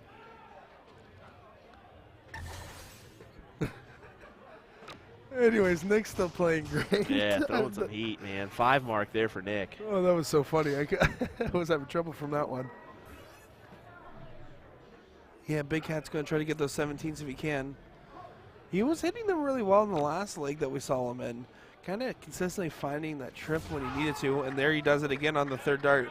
You can see them throw his arms up in celebration, putting on a little bit of a show for the camera at the moment. And Jason just giving it a laugh here, but just needs to take his time. Focus on getting those 2 big singles. You don't need to do any crazy fanfare. It's about playing consistent. It's not about playing crazy. Oh, and he does get it in there, deflecting into it. And now at this point, you definitely have to focus on opening up a number first. You can't go for the close behind like they did in the past. That's exactly what he's trying to do now. Finding the 16s. Yeah, not happy with that last one. Yeah, you can see just not the best leg of darts here from him, but, you know, that's darts for you. Sometimes you're going to be up, sometimes you're going to be down. We've all been there.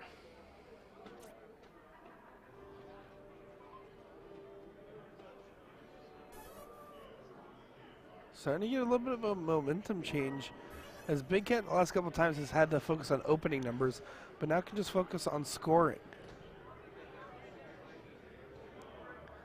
Taking his time here, looking right at the heart of that 16. Just needs to dial his way in. Finding it there. One more of those would be monumental. Gets a single. They're now within 13 points of each other.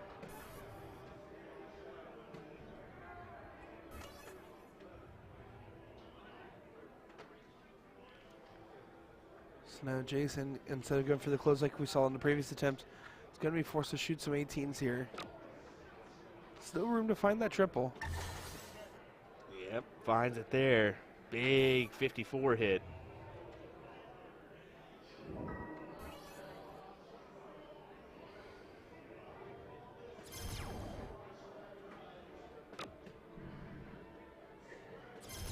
Wow, that was a great 7 mark there. The switch up on the second dart, not personally one of my favorite decisions, but it's totally okay when you find that last dart at the trip. Now Nick playing in a position of a little bit of pressure here for the State Street boys.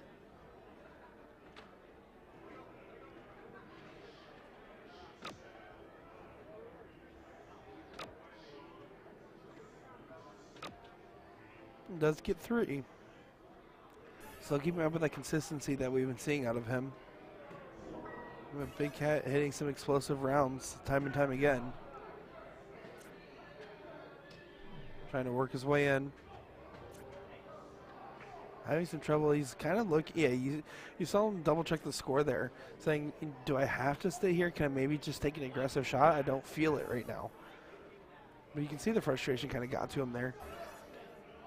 One of the biggest pieces of advice I got, especially in like this like high emotion competition like this, is you don't want to show any sign of concern. When you miss, act like you meant to miss.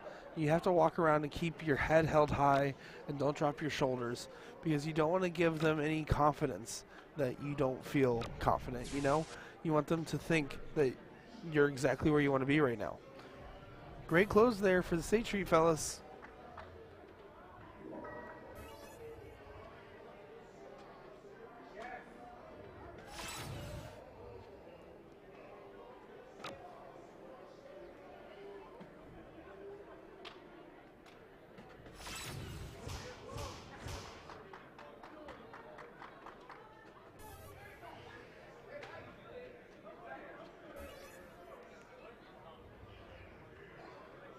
Single 18 will get the point lead here.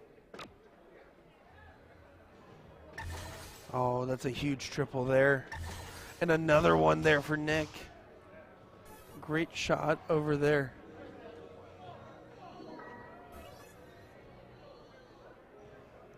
I really hope you guys can hear just a little bit of this. They got SpongeBob playing in the tournament hall right now. This is best they ever playing. Oh.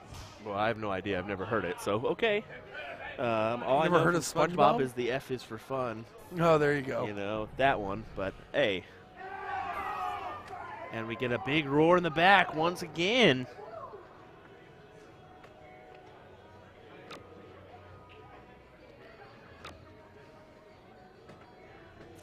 Oh, no. That's a huge miss there.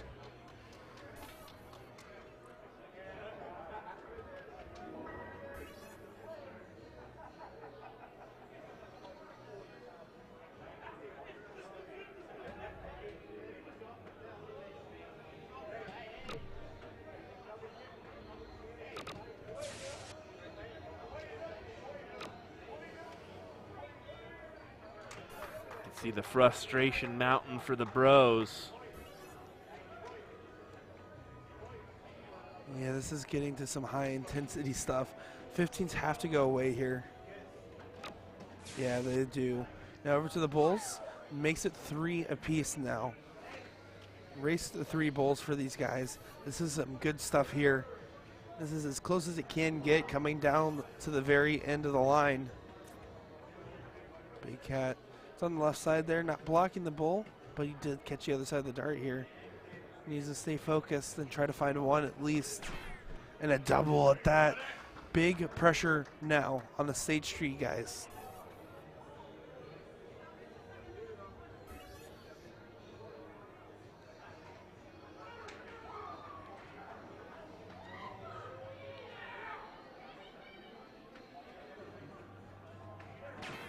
Oh, that's a great first start. One more Amazing bull. first start. Needs one more. Oh, wow. The State Street Pub team takes that leg there, as it is now 2-1 in the match. That's incredible. Now we're going to check in on the progress of the other game going on over here on our Radikal board.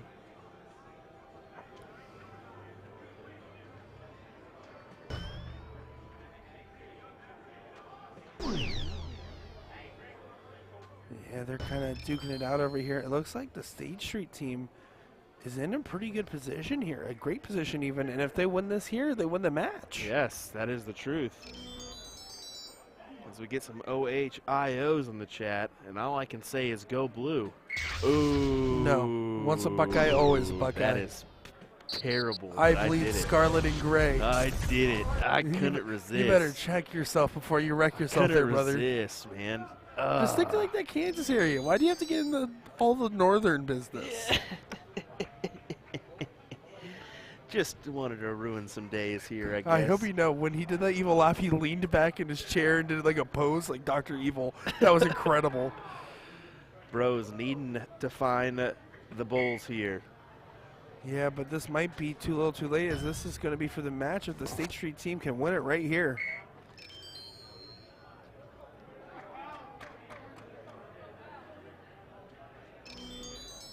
Paul says because Kansas has nothing, LOL. Hey, we got the Jayhawks. Basketball, that's it. Oh, my word. Yeah, Kyle has, again, that hitch that we talked about where he kind of half brings up his dart until he finds that right position, and then he'll throw the next three.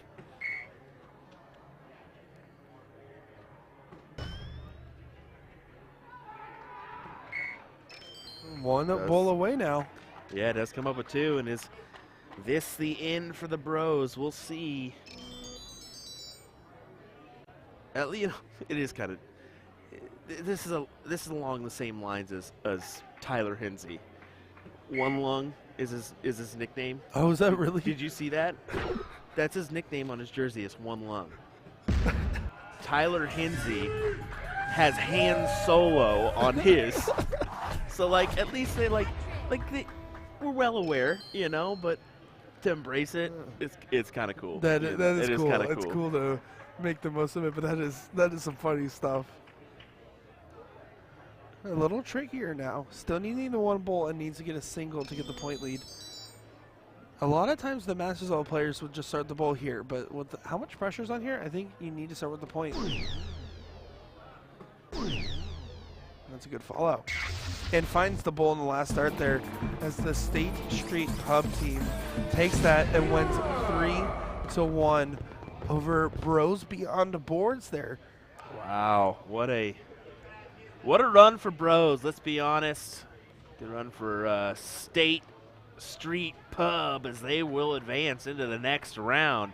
That third place matchup where they will play, do we know yet? Bones out of Excel Entertainment from Illinois. That's going to be Billy, Ed, Jeremy, and Curtis. There we go. Well, stay tuned, folks. More coming your way here in just a moment's time as we round out our coverage of NDA Team Dart 2023.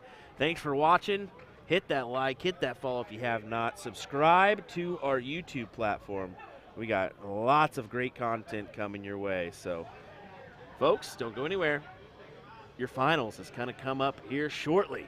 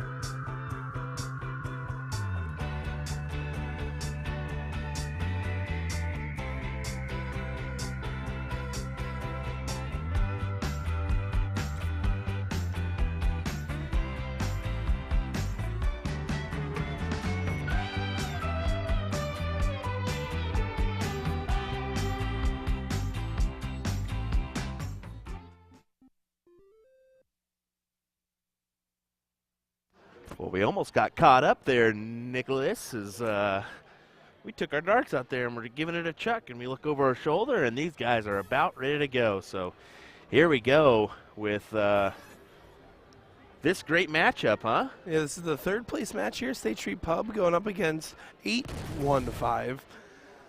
This is Jason Thurn for State Street. Fun fact about Jason is he has a gecko named Pesto. Thank you, Carl, for that one in the chat. That's a really great name for a gecko, honestly. That's an interesting factoid there. So I went up to the gentleman for 815, and I said, is it 815 or Bones? And they're like, well, we wanted to do 815 for our area code, but we wanted to look different. And we thought it would be less confusing if we did it like this. But we ended up just making it more confusing because we didn't realize it said Bones till we got here. This is what he said. So he's like, they've been getting it all week long. But yeah, let us know you have in chat. We got the State Street Pub guys going up against 815. I've been seeing a lot of 815s in chat right now. So we got half of the team playing on this board and the other half playing on F10, our Arachnid board here. So we're going to keep our eye on both. It's going to be a race to 3 style, but they play simultaneously to kind of help things move along here. And this, of course, is to get into the finals of our level 1 here.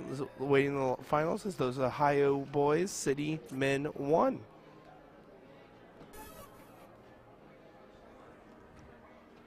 Yeah, a lot of 815s in chat right now. I'm getting like 4, 5, 6, 7, a million people saying 815.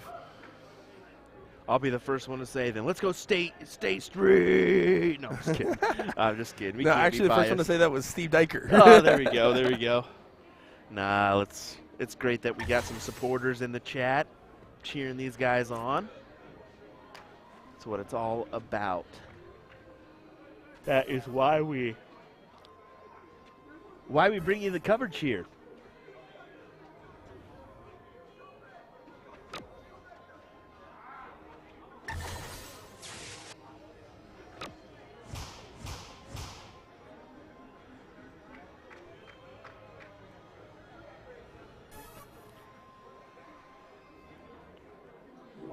Yeah, so far a pretty strong start for State Street, as they had a really good performance on that 3-1 win in the previous match.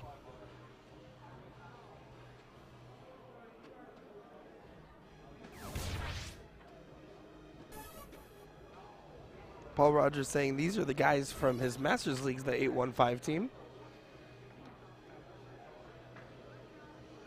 Ah, okay. There's definitely a lot of support there for this. I'm guessing it's going to be Illinois team. That would be correct. The only reason I know that is because Jennifer and Paul are in the chat joining us here saying 815, let's go. That's from their neck of the wood, Rockford, Illinois. State Street really wants to get that extra number on the board right now, but I think you might just point on this last start. It would be the safer option to do so. That's a smart switch up there. Again, yes, the fanfare, if you hit the 16 or 15 close, is cool, but it's not optimal necessarily.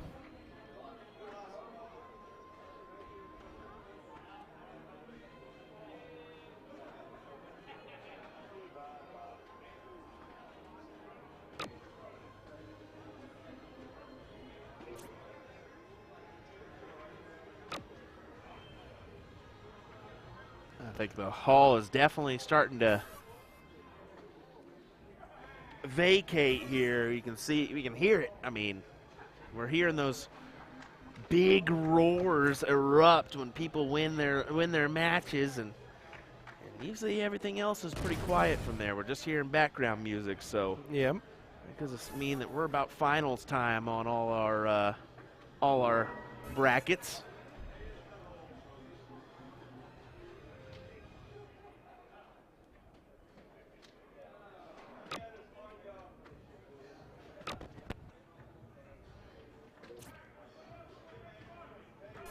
Yeah, trying to get those 16s. You can see Ace is a little frustrated with that one.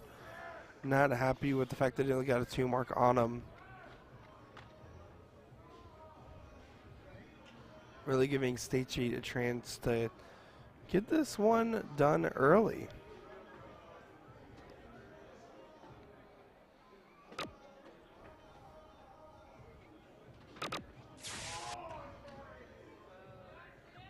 Getting the close there. Can go for the 15 for the dagger dart. I honestly think it's okay to take it in this situation. You have the 2 numbers and point advantage, meaning a 9 mark won't put you behind, so you're more than welcome to shoot it like that. So 815 stepping in here, needing to do some work in order to make this a game. Just kind of checking in on the scoreboard over on the opposite one. It looks like 815 just won that one, actually, so it may be a 1-0 815 scoreline. If that's the case, then it's looking pretty much like it's about to be 1-all, assuming this 15 gets close here by Jason, the father of Pesto.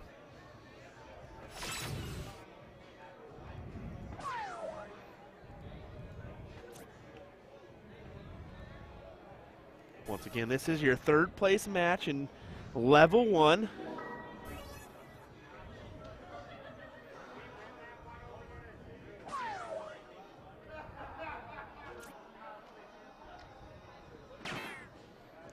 Great double on the last dart there.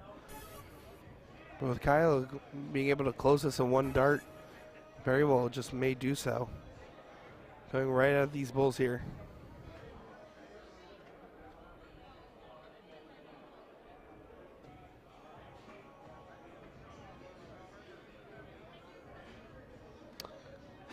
Zach letting me know the S is silent on Illinois. Well, yeah, trust me, I do it all the time. But I do it all the time. But the S is just so fun to say. It's just so fun to add in there. You know, it's just like sitting there saying, hey, why don't you say me, you know? Hey, it just doesn't want to be left out. It's there. It doesn't want to be left out. Well, that's a 1-all scoreline to start us off here for this 3rd place matchup. Losing team will get $600. First place in this event, though, is $1,380. Second place, $1,000. And also about this time in the day, we're lucky we're even chatting alone. Nick's voice is shot. Let's be honest here as he's trying to recover. I've been doing a lot of heavy lifting this week, Nick, so appreciate it. No doubt about that. Tied up 1-1 here. We're actually going to head on over to our Arachnid board because I want to feature this one for a little bit. It's always good to kind of get our different boards figured out. Yeah, and of course, this is still the same matchup, just they're having half the team play on one board, half the team play on the other. So don't think we just switch it up randomly on you. But yeah, 1-all here.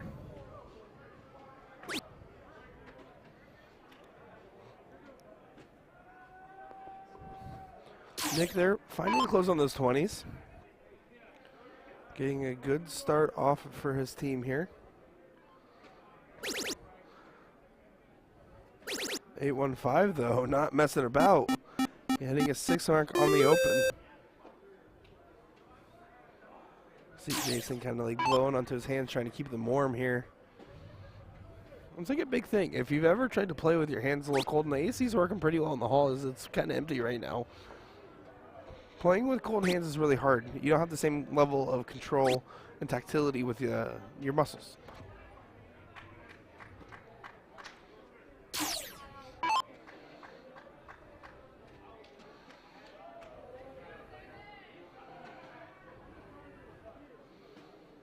You're representing 815 right now, by the way. This is Billy and Curtis. We have the showman right here is Curtis, if I'm not mistaken.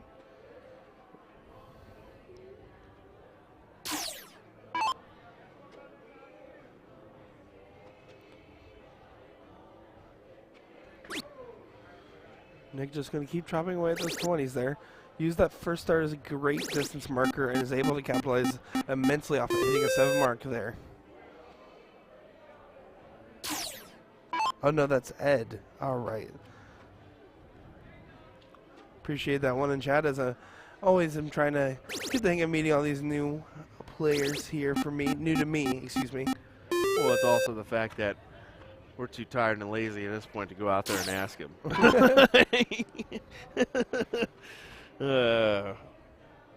Curtis and Ace are on the other board. Got it. Okay. There we go. So that was Ed DeBank, a.k.a. Bam Bam. Yeah, Of course, some of these teams make it real easy on us when I put the names on the front of the jersey. True. But the cracks are going to open up here on day. What day is this? This is, well, we came. Doesn't even matter what day it is. We're drained.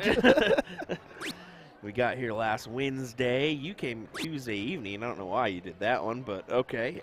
Because I got the room all to myself, brother. That's what it was.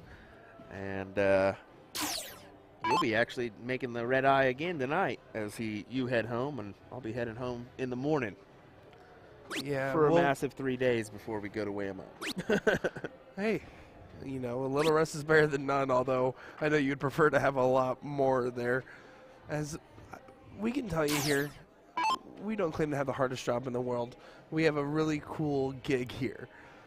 But it's also really hard to stay focused and always try to have our front face on the entire week.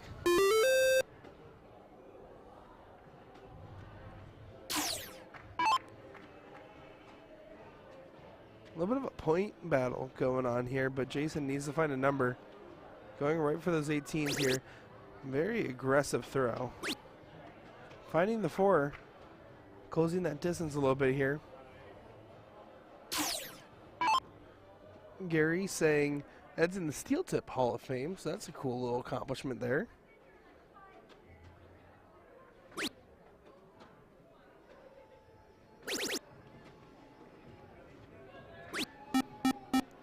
On that other board, we'll pop up that score line for you. 140 plays 118 with that being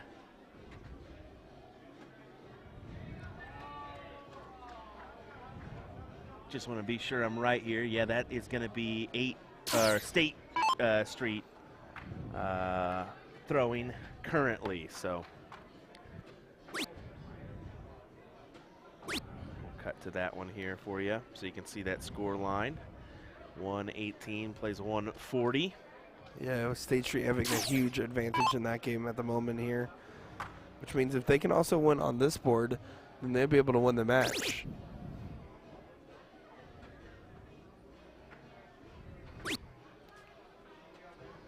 Jason there does find the point lead for his team.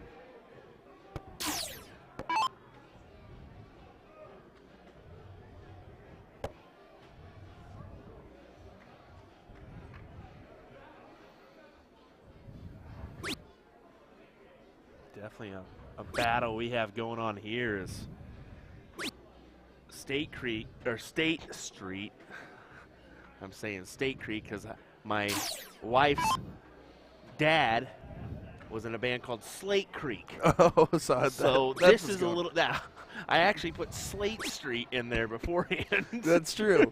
You did stick that one in there, but it was, I didn't even notice, if I'm being honest. I didn't know you did that. I just saw you changed at some point. Yeah, there's the reason behind that. Everything adds up on day 1 million. It feels like here. Big darts being had from 815 here. Very timely with that 6 mark. Puts a lot of pressure on the Gecko owner here.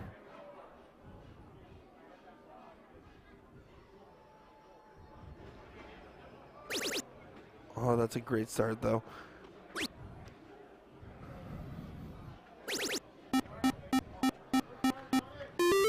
shot there. 7 mark to close that distance and kind of put back what was almost lost there with that advantage. Keeping things close to even with 815 in the lead here.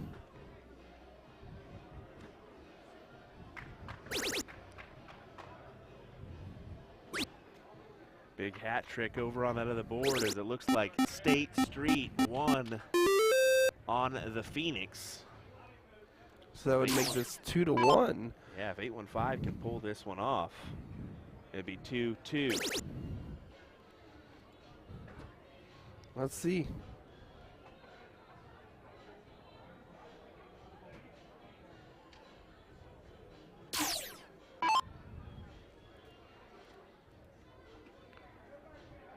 Just 2 16s needed here to close this one out on the 16s. And there it is. So now able to move on. Does take the dagger on the 15 there. Nothing wrong with that shot, as the 6 mark will not get the point lead here. So Jason forced to stay there for all 3.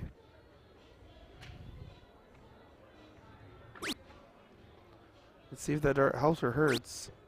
Yeah, it looks like it's kind of blocking it up. Forced to go all the way to the side there. In that situation, it's a controversial take, but when you feel that blocked on it, sometimes just going down and playing that double wire there, getting the guarantee close is a little bit more important, in my opinion. 815 can make this hurt. Needs to get one more.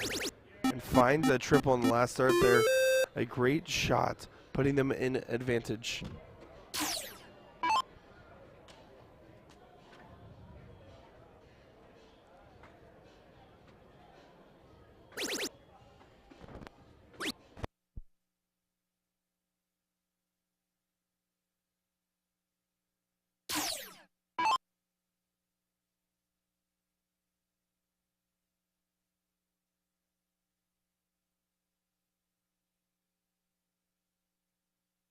Like, weird.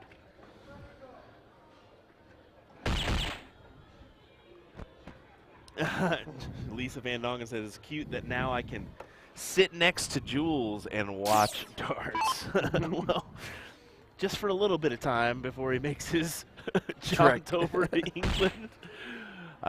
It's definitely a tough task. I think, Lisa, I think you and my wife need to chat for a little while and get on the same page, as I think you guys are both in the same boat. I'm always gone. He's always gone nowadays. So yeah, it's the same way. My cat Fred feels the same thing when I go out of town here. Fred.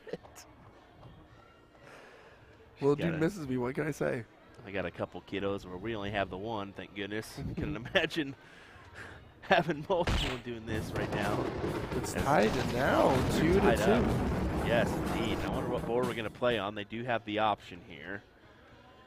And we are able to stream both, so no problem at all. We can make it happen.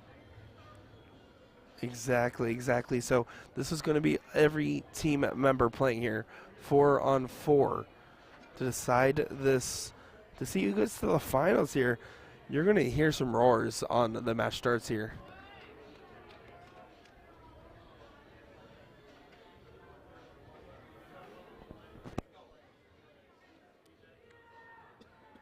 So we'll take a gander here at our wide view, see where they're playing at before we make the board adjustments.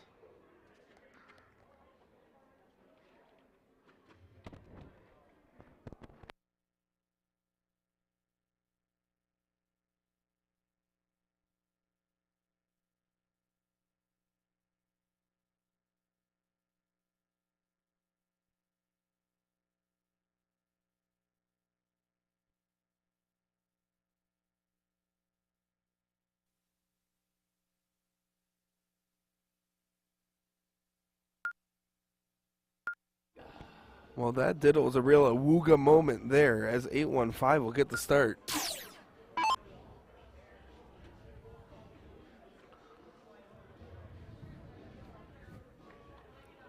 Lisa saying safe travels home.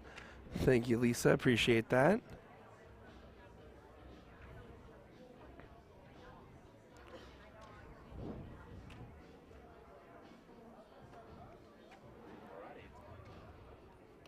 It'll be 8-1-5 to start us off in this last leg decider. Winner will advance to play who in the finals? This is going to be the City Men 1 team representing City Amusements in Ohio. So we will see how this works out. 8-1-5 not fighting the 20s can really regret that depending on what happens here. A lot of pressure though. This is going to be some nervy darts from both teams. I mean, the lowest average we have seen from these guys right now is about a 3-3, and it's either going to be everyone excels or everyone kind of feels the pressure of the moment and maybe doesn't play at their best form. As we see, only a 2-mark answer there from State Street.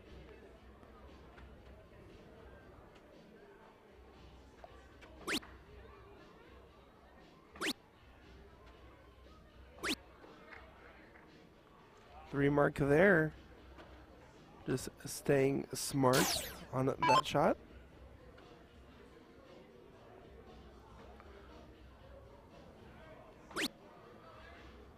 Nick goes ahead and grabs that close there. I do agree with that situation. When being down 40 points, again, you don't normally go for the close, but that 20 is just such a good advantage to have. If you have the X on it, you might as well shoot it.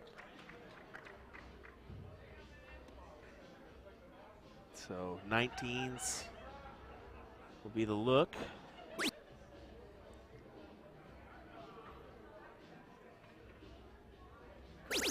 And that was a great last start there from Ed.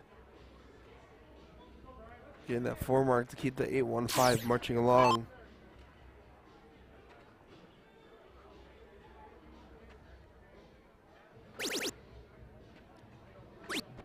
Brian answering back pretty well here. Finding 5 of those 18s. Neither of these teams wanted to stop one short of the finals, I can tell you that much. Yeah, it almost feels like what coulda, shoulda, woulda happened at that point, you know? Yeah, especially knowing that you're in a tiebreaker to get into it. You're going to sit there, and whichever team comes on top is going to feel ecstatic, but the other team's going to feel like, we should have had it. And the key is not thinking about that too much and just playing this like you would any other game. As easy as that sounds, obviously not super easy to do.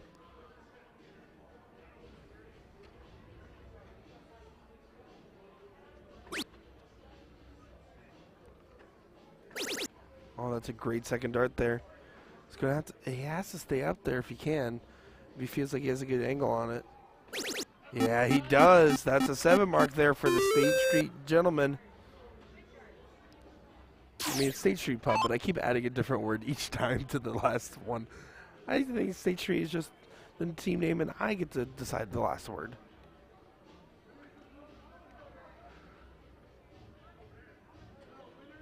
Yeah, Millar, that's a great point there. As he says, tough to do with a 4-man, too much time to think and no rhythm. That's why I kind of like how this format starts with 2 doubles, and they play on each board, and then if it's tied all, the last leg, they all play together. So that way you kind of have that rhythm up until the tiebreaker is the only time you'll play is in all 4. Makes it a little bit more interesting than the normal team events. But you're exactly right. When you have that long between throws, you can't be going for nearly as many hero darts. You're going to have to stay and wait until you find the triple first and not hoping you get it on the last.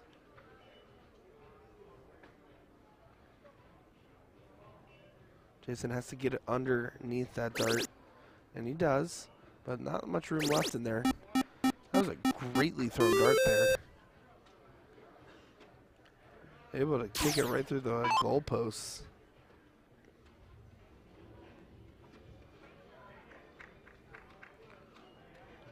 And this is becoming a real tug of war.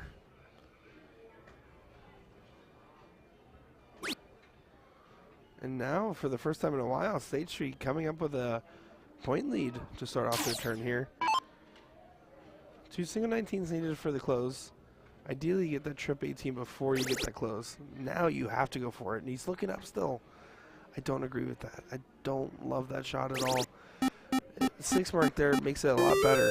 But in this situation, especially because it's a level 1 matchup here and there's high intensity, high emotions, to go for that triple 18 and then with 2 darts left hitting 2 singles, that is the more optimal route to choose. Of course, he did make the most of it with a 6 mark. Could just be setting up his partner to do the same here.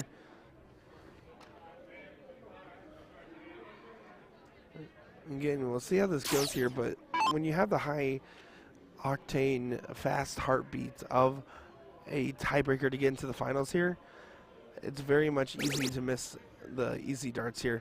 Looking down the last one, only finding a single, giving them an opportunity to hit a 6 to have the point advantage with 1 extra dart in hand.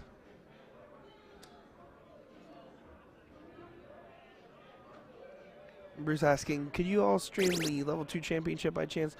Unfortunately, I don't think that will be on our card tonight, as they do send us our matches here. We don't have too much control over it, but we have been going live for quite a while now with every single day. As you can hear, our voices are getting hoarse here in the booth. So we're going to see what if they want us to do anything else after our level 1 coverage if the finals for level 2 hasn't already started. But they're currently in their 3rd place match right now with Bulls deep in the finals and Launch Les Rideau and 4 old guys battling out in 3rd place.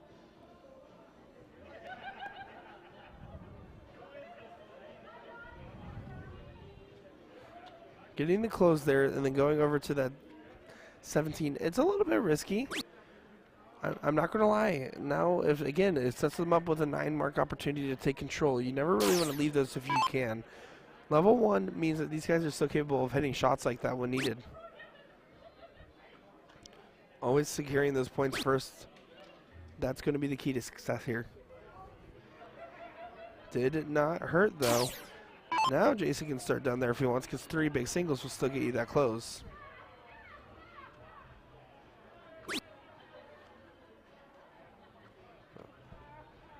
Yeah, moving up now. Yeah, it's one of those, if you get the close on the 17 there, you feel phenomenal. But otherwise, it's not a good feeling, as you know that 815 can get back in this.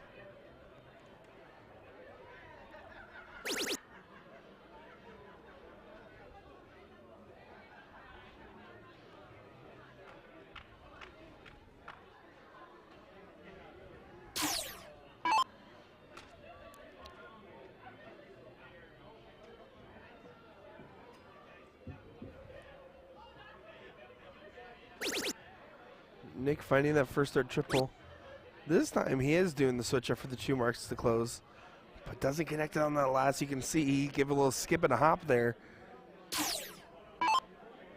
Feeling a little frustrated with that one.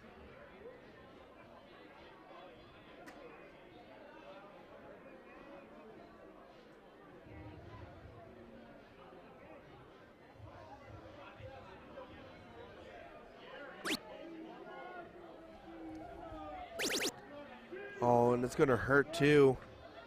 Oh, he needed that last dart to go in there. But closing up that point gap is phenomenal to see. He's going to keep this one intense until the end. Ryan needs to get rid of that 17 first. Gets the easy one out of the way and is now moving up top again to try to get back that point difference.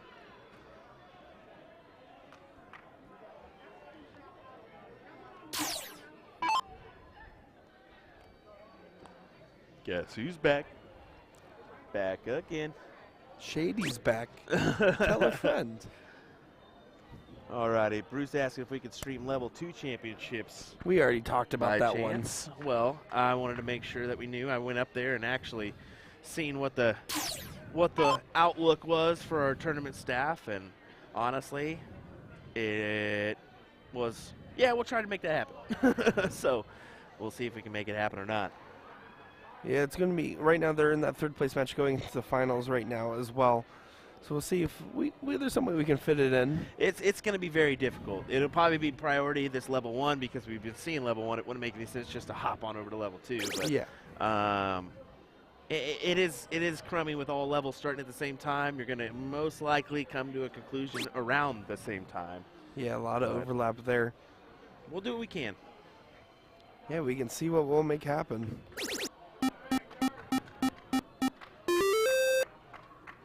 Well, that was a huge 7 mark there for the State Street Pub. Kind of firmly planting their foot in this one at this point.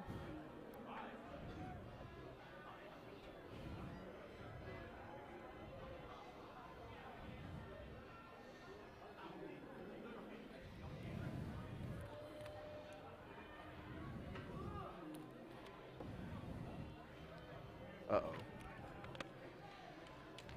Nicholas pulling out all 20 cents to spend on the slot machines. Joke's on you, it says 35 cents. 35 cents.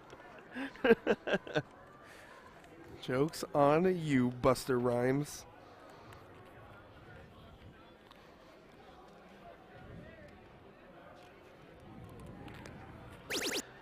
Bruce saying, yeah, it would be great. Want to see some Wyoming teams on, or West Virginia teams on here. But they said Wyoming. I was about to say, I think we've seen 1 or 2 Wyoming teams. I don't know if we've seen a West Virginia team yet. I don't think so, but you know what I was surprised with that was a couple of those Alaska guys in there. Oh yeah, we had some Alaskan teams. I mean, and to think we had how many German folks show up? I think there was over 120 with like the posse and everything. The crew and the supporters, the wives, the misses.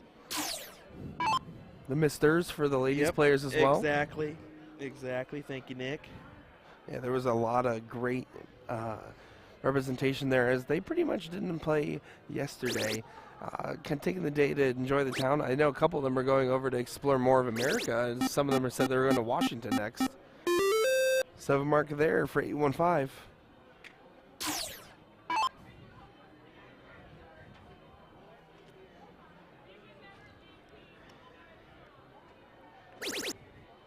And a close there, making this real favored for State Street to move on to the finals here.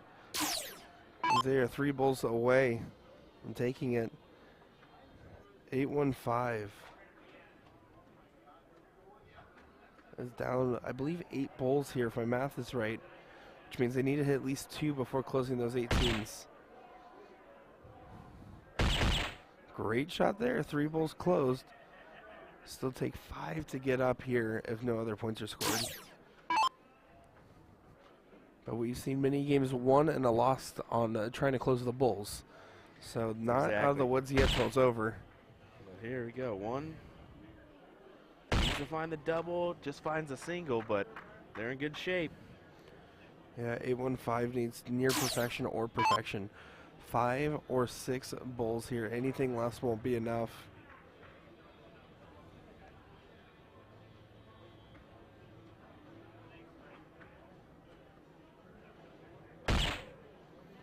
Gets 1 there.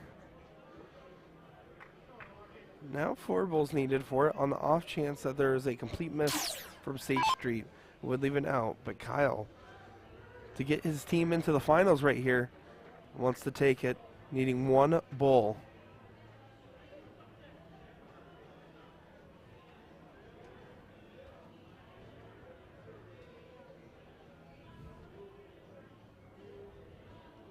Definitely taking a minute here.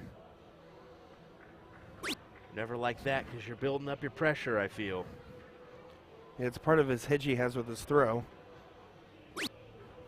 Hitting his good fallouts, though. Added another bull there by accident. And he gets it. Big dart with the last. Let's see some claps and some cheers in the audience as that was a huge win there. You see Kyle focused and finds it.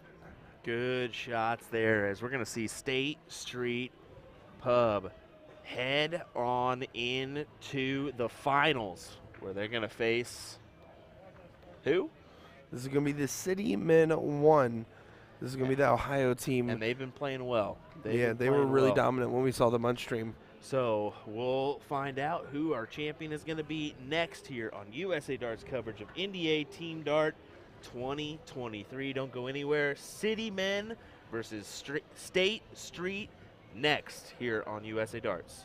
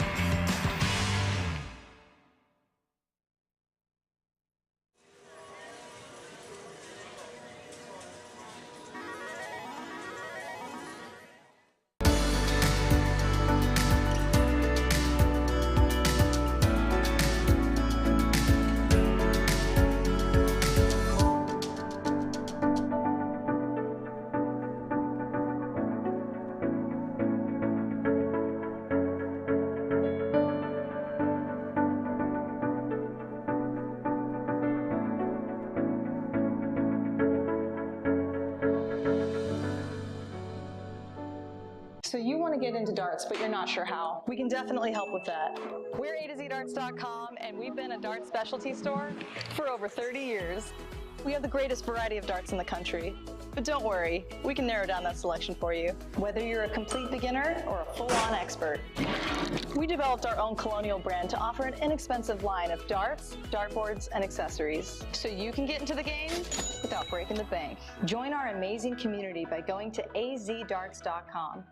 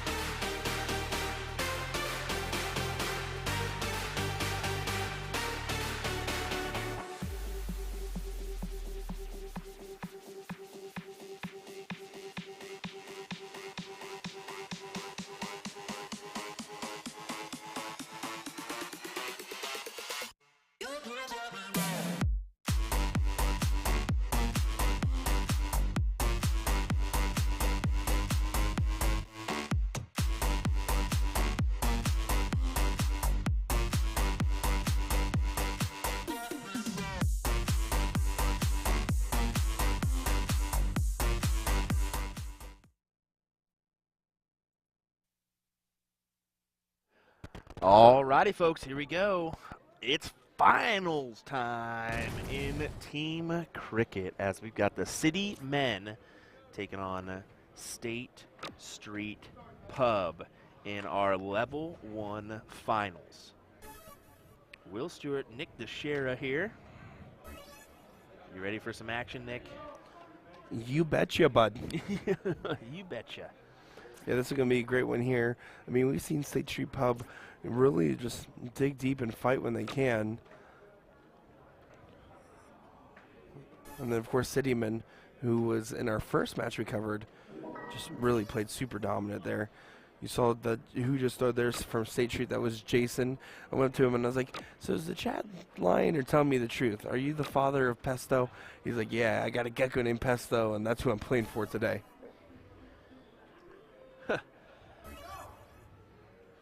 That's funny.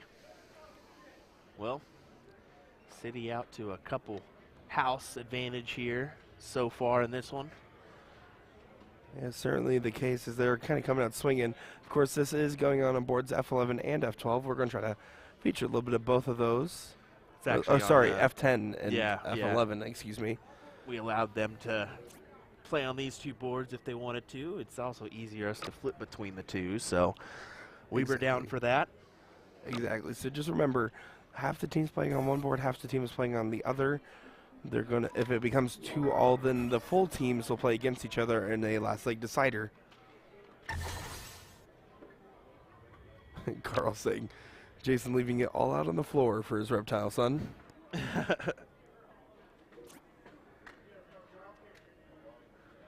Got a chance to play a game against Rob at some point this week. It was a couple days ago. Yeah, the City Men are looking really strong early on here. Of course, this is what we saw out of them before and expect to see out of them again. It's going to require the best out of State Street.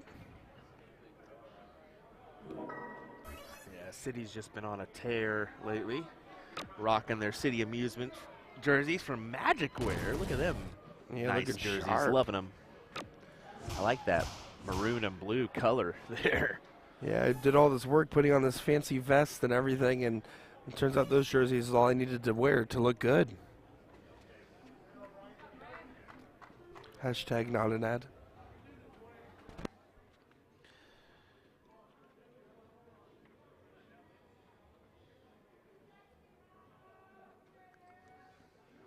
Kyle, all eyes on 17 here. Yeah, he's going to try his best. If he can find that triple, he will get the point lead there. He needs to stay on it with that X on it. But there's not really much room either. So I do understand the frustration here. Yeah, just go ahead and close the number there. Kind of one of those situations where there's not really a right answer anyways.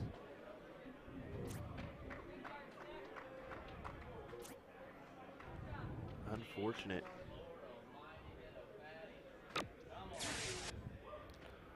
He gives a celebration for the 1 mark there in the last start. Does get the close zone. That's all he needed to do there.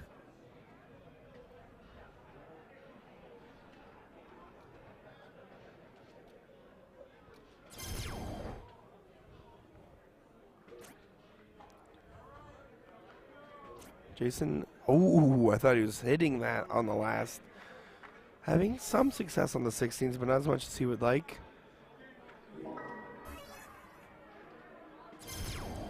And the City Men are wasting no time here.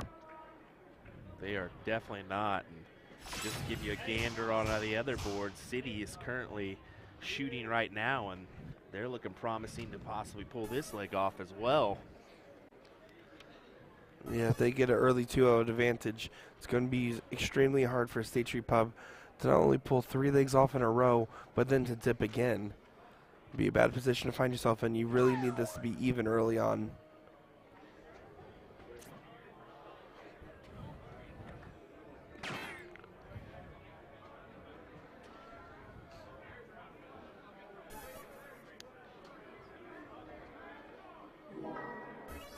Rob here, 3 bowls. Going up to grab some more points first. We're trying to add to the cushion. While I do understand the shot there, I do think he had the opportunity to shoot the bulls there and chose not to. I mean, with the 3 numbers, you're more than okay to shoot in that position. But, I mean, points are never really a bad thing, are they, huh? No, points are never bad. 2 bulls. Getting the bulls there. Yeah, 2 bulls there for the father of Pesto.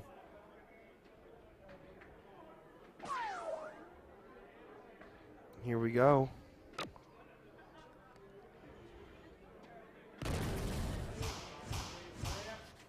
And then hitting a big change up there, trying to guarantee that they win this leg.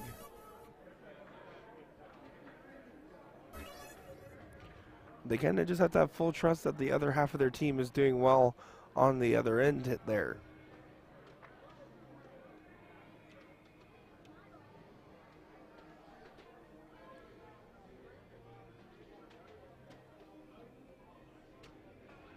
Big double. He's going to need 2 more.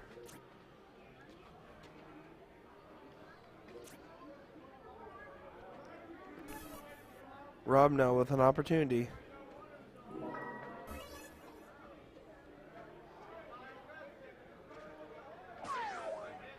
And 1 more to take the first leg.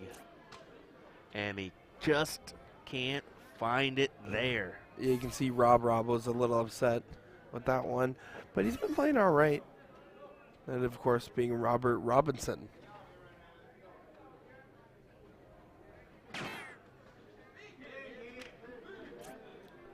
Oh, if he can get a double in this last, this would be huge. And it was a good look. He even gave a come on there because he's throwing them pretty well, just not connecting as well as he would like. 1 a bull for Cityman.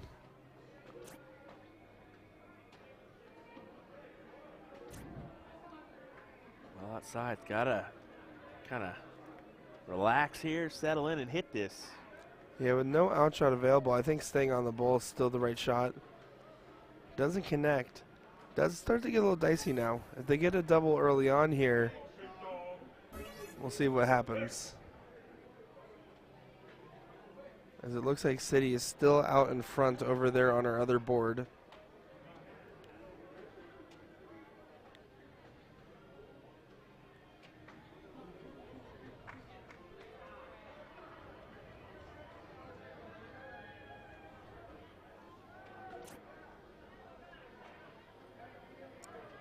Continuing to fight here is State Street, but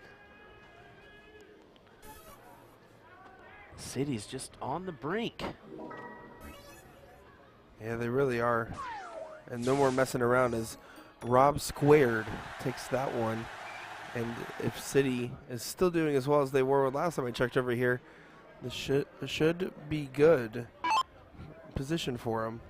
Well, interesting here. I mean, open the 15s and score, and then maybe you have a chance. But City men, yeah.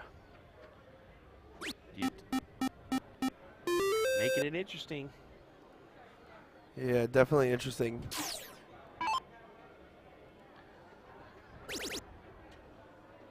Finding the 15s immediately. Heading back over to the 19s. A single adds a bull. Doesn't find it there. So it's a 4-3 bull race. State Street not out of this one yet. It has game darts potentially. And if not, can still add a lot of pressure to this. Needs to close to 19 in the last. Yeah, but say, do you go ahead and take that out? And he unfortunately misses. I'm going to be honest there. If you only need a single on it, and you're going to be throwing the bulls regardless, you're almost always going to close to 19. Start off there, because that's the more important dart. Anybody on that team's capable of hitting 4 bulls, but it guarantees taking 1 less dart to do so. As you can add there, almost throws underhanded there. Really knowing the importance of finding some 19s. Oh no. Big last. Yeah, major.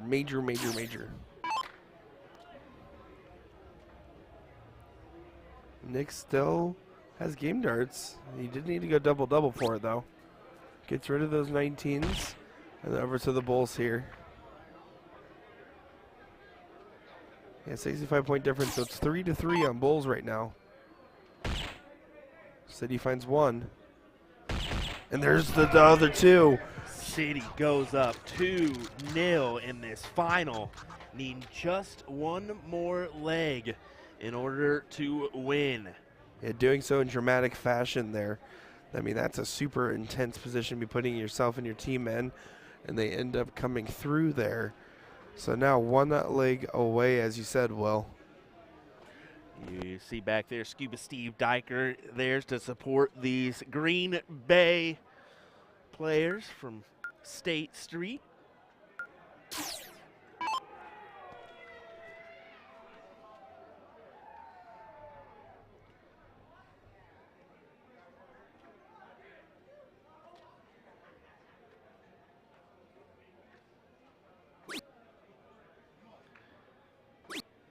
We'll continue to stay right here on the Arachnid for just a moment's time as City tries to win this title here. Yeah, I mean, they're just playing so well right now. It's going to just be continued pressure from them. As now, State Street's going to need to win 3 legs in a row here. And then more legs after that for the double dip. That's true.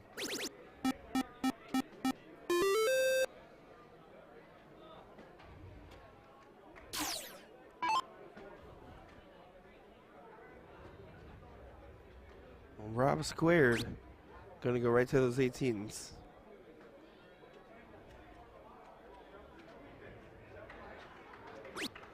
Ooh, good look on that last start there. Well placed, but just didn't quite connect.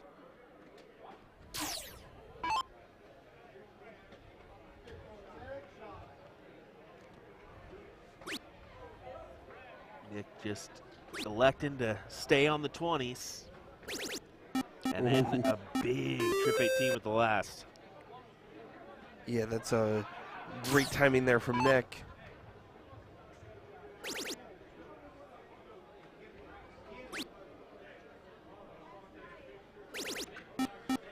But City has been doing stuff like that so consistently there. You know what they say, nothing better than a Buckeye. Sure, Nick, sure. Sure.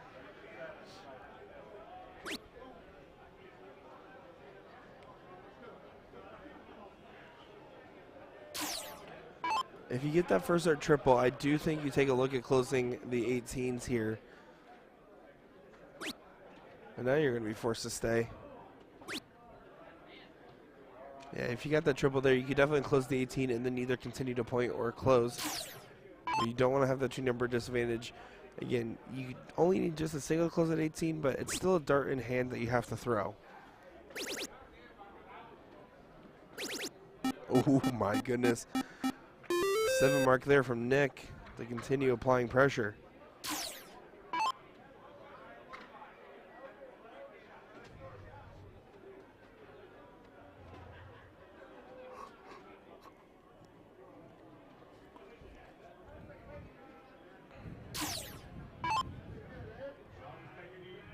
This is definitely going State Street's way in this one.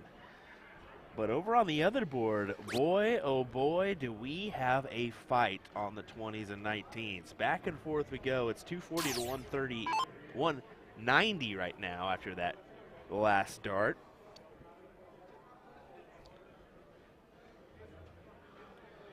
So we are sitting pretty to possibly head right on over there and take a peek after this. Yeah, especially the way this is currently shaping it up for State Street. Significant lead. Steve Diker saying go State Street as he's tuning in from literally right behind them. Yeah, good job. Camera. Oh, look at this from Nick. They're definitely rallying a comeback at the moment.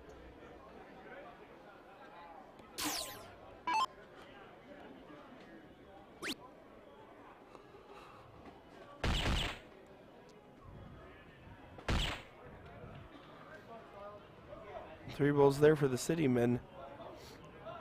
But now only 3 balls that needed for State. Throwing that phantom dart to mark the distance. The rally is on with Scuba there, says Dan Levine.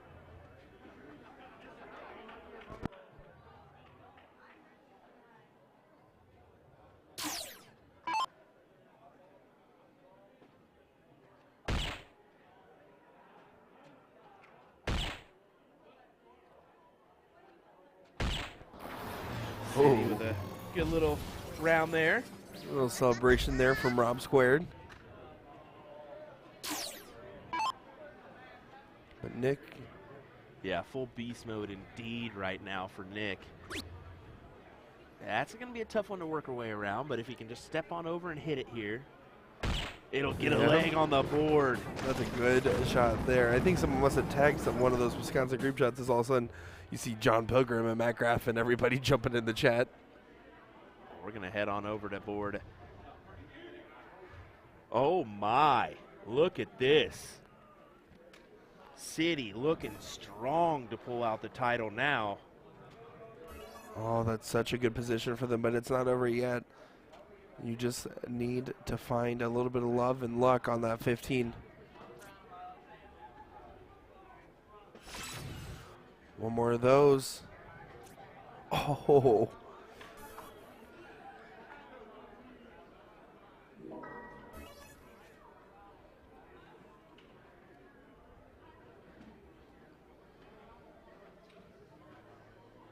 And just analyzing the situation before executing. He's kind of blocked on that one. I wouldn't blame him if he wants to go point here instead. Unless he just does that. Great second dart.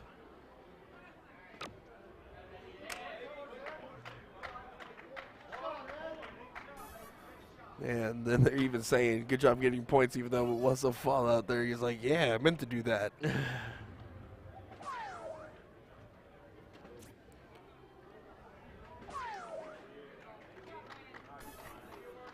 Yeah, 73-point difference here. Means that they can go right at the Bulls with that two-house advantage, or three-house advantage, excuse me.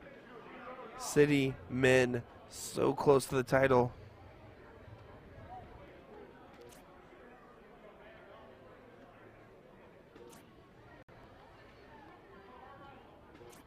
That was a smart look to go up there just because it does add one bull. You never know. You don't want to take any risk, especially when you're trying to fight for match darts.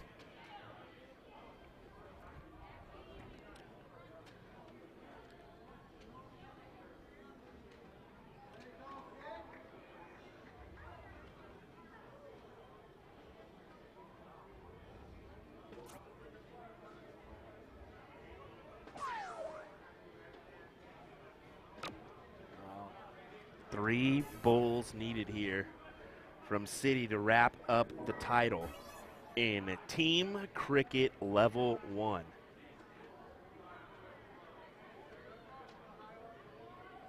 It's taking his time here. Big double. And there there it it is, is, folks.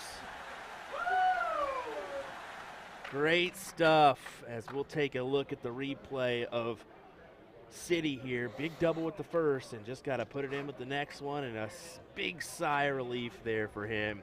Yeah, congratulations to City men for winning it all here. Ed Call, Frankie Osborne, Kylie Andre, Robert Aller, and Robert Robinson. And of course, State Street Pub, Brian Wendt, Jason Cassens, Kyle Lukowitz, and Nick Pichette did phenomenal getting second place there. Yeah, we kind of zoom out here. I'm assuming we'll get a picture here with these guys as they'll jump in. Look at that powwow. Look at that. Look at that. Love it. Good stuff for those guys. And congrats one more time. Your champions in level 1, City Amusements, with their City Men team. Love it. All righty, well, we're going to see what possibly is going on in the hall, if maybe we can pull a match over or not. If not, this may be the conclusion here. We're coming down to the nitty-gritty in all our brackets. I mean, finals are already being had in some positions, but we're going to check the brackets, and we'll be right back, folks, momentarily, okay?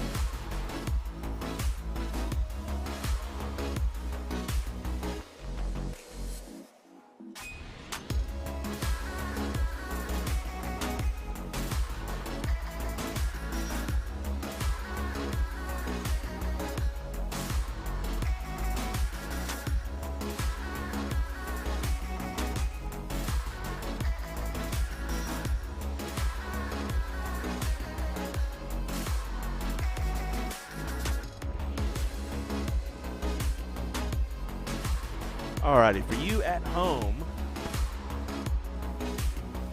let me make that adjustment to this music here. For you at home, this is your level 3 finals. I'm going to try to see if these guys will move over to our streaming boards. They had just began when I tried to go over there and pull them on over to the streaming side. So that's what I'm going to try to do. If they don't want to move, I'm not gonna force them to. So if they want to move, we'll get them on over to the streaming side. If not, we'll just keep it right here for a little overhead action of this level 3 finals. We do have I believe a level 6 in the background, and we will probably get that final our way as well. So a couple more finals before we bid you adieu here at NDA Team Dart 2023.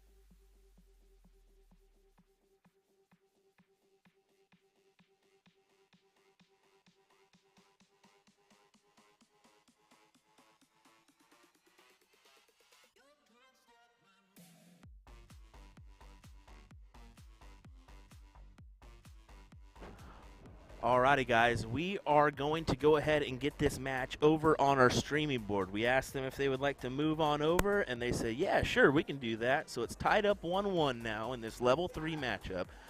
We'll let them take some warm-ups, and then we'll get underway here in just a second with the rest of this final. So we're happy we got these guys moved on over, and we'll be getting underway here in just a minute's time, okay?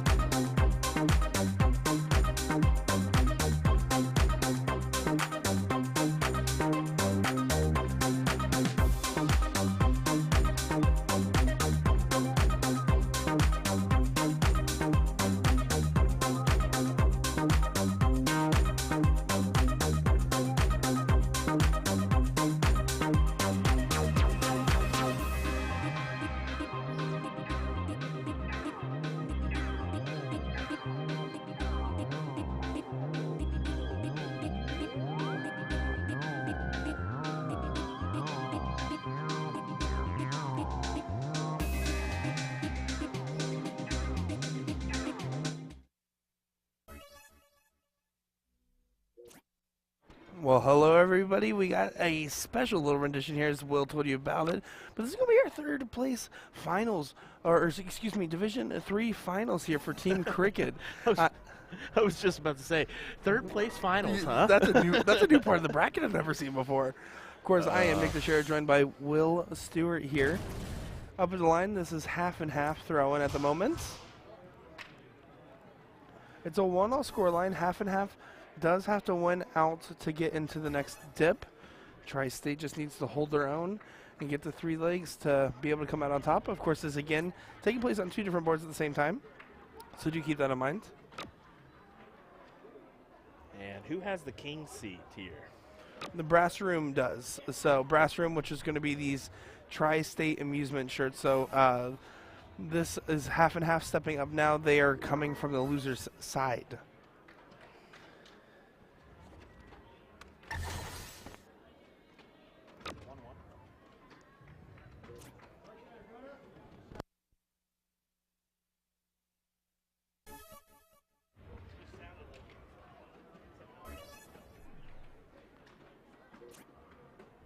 Well, right now, Brass Room's definitely struggling in this leg. This half and half's really just coming out with their best of foot forward at the moment. Yeah, Will and I looked at each other and we're like, we have one more in us. Let's go ahead and get one more finals in here and kind of show something off. Again, getting a chance to highlight the different players and different talent in this room. And these guys, I mean, they're passionate right now. They are serious, they are determined, and they want to put on a show for everybody. Of course, we do appreciate everyone that's been tuning in and giving us all the love and support as we've been bringing coverage for the last several days here at NDA Team Dart 2023. And this seems like as good a final as any to wrap our coverage on. Yeah, I mean, I don't know if we'll see level 6 or not. I mean, I don't know if they're already playing, but that wasn't a third place position. We moved this one over at least to get you more action here. That was our main goal, is we wanted to give you as much action as we could before we shut down and started cleaning up. Because that teardown process, let me tell you what, it's a doozy. That it is.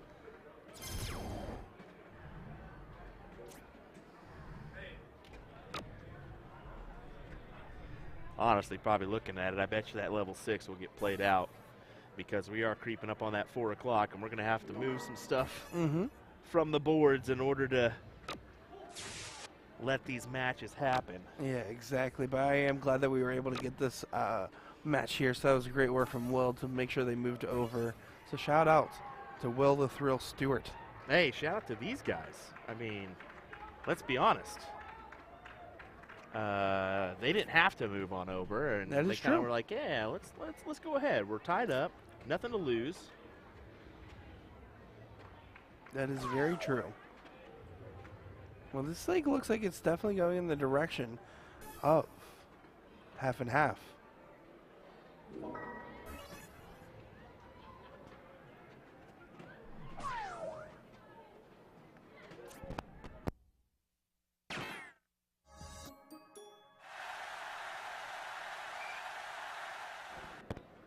Well, there we go. Half and half will take that one, as we're going to take a moment here to switch over to our other board to see if it's going to be 2-all or if the first dip will be completed.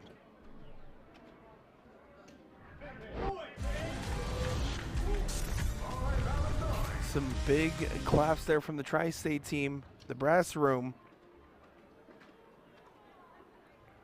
This is a pretty much doozy of a match. You can hear a big roar in the background now as somebody just won a final.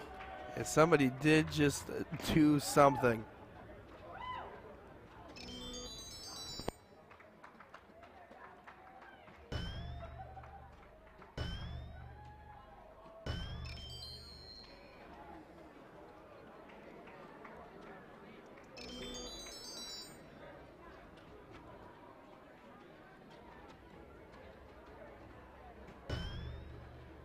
Putting that score line in there, making sure we got it correctly.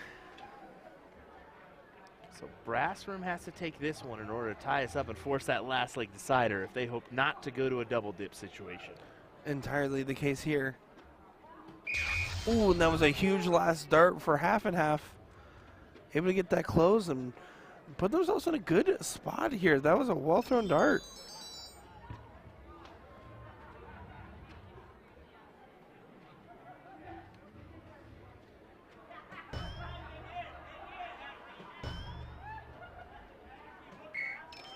Yeah, this is not what the Brass Room wanted to see right now. Is half and half has opportunity to really take control and get the first dip done.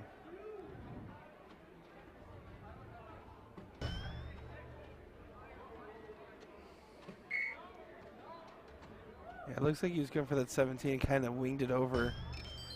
Not able to get it there, so Brass Room with opportunity.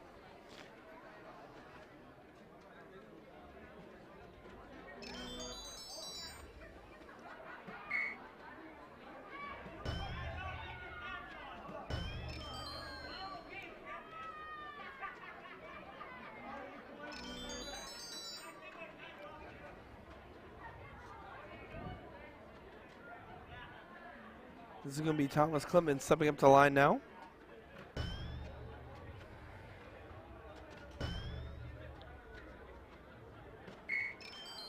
Does find a single there, but a little bit of a cold streak for both these teams as they're trying to get their foothold in.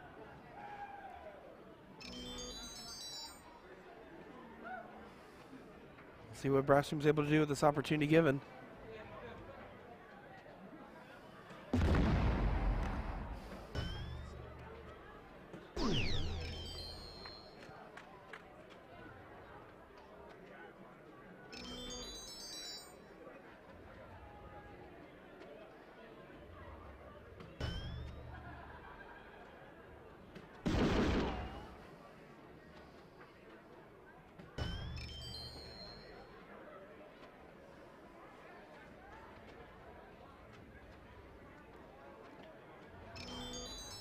Let's see here. Brass Room can start hitting those 17s as consistently as they would like to. This would be a different story. See how this one goes. I mean, anyone's game right now. I mean, same amount of marks. It truly is.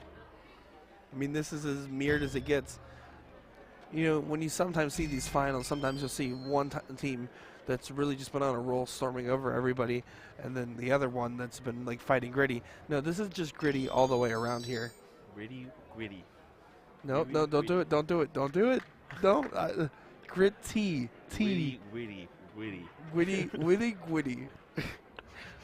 As you can tell, we're getting delusional in the booth nowadays. How about a big double there? So a 5 mark on the 17s for Brass Room. And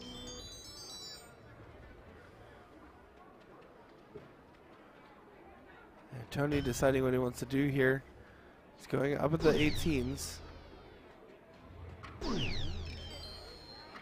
But that 2 mark there gives them a good opportunity. You're going to notice a lot more of going for 2 mark closes because these players here in Division 3, you're going to have a little bit more of a range in averages. You're going to notice a lot more of these big going for 2 mark closes rather than these more explosive third dart triples type shots.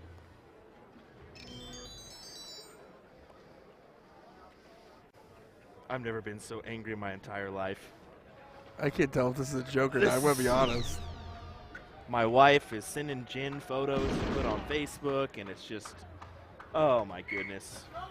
What is going on? Listen, out of all the photos that your wife could have sent, I think this is a pretty charming one. Go over, check out Jim Mount's post on that one. I'm just curious as to what she didn't post and sent that could get me down the road. Well, only they will know. Brass Room here fighting those 17s again. Oh, wow, they're getting passionate out there. Yes, they definitely are. I mean, they're fighting tooth and nail for a championship here.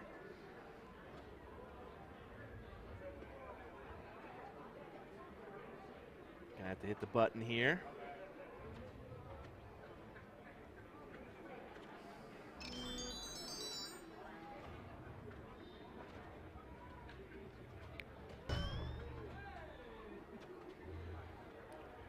getting frustrated. He wants to take a look at the close. He doesn't get it. You can see his team just kind of let out a big sigh as they know how important that is. Especially with the way that Brassroom's been finding these 17s at the moment.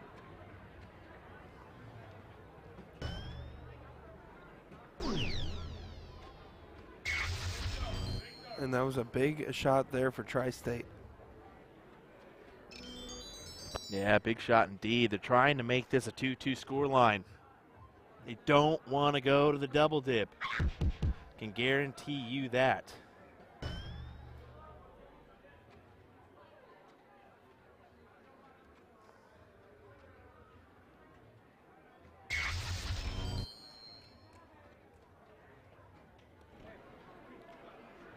Well, that was a really good answer from half and half.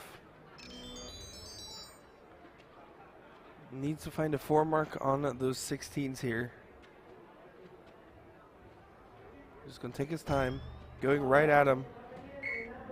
If you can find that triple, it'd be huge. Oh, wow. You can see he did some spinnies, had some zoomies on that one. Just a few.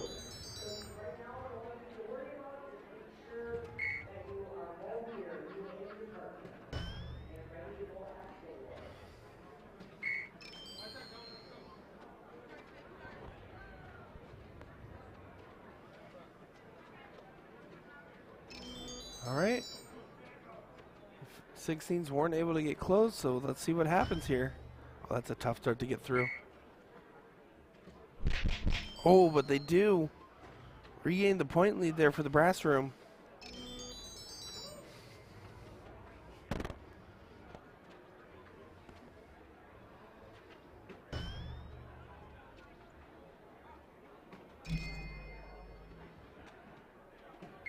That is a huge round at the board for half and half. Yeah, Clemens, you can see his walk there, knowing that that 3 mark was so important to do. I'm going to be honest here, brass room needs to close these 15s. At this point, there's going to be bowl trouble for both teams.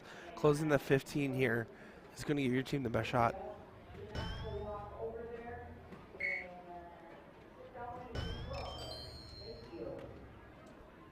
The reason I say that is because the scoring ability on the 15s is going to be a lot higher for half and half, and they can bury if they want to. And they're going to try to. He's right on it. Got a hit here. As he does, grab a big triple with the last. Exactly why at this point, and especially with this much pressure, forcing them to hit the bowls might be the better route. Oh, he fell out into it.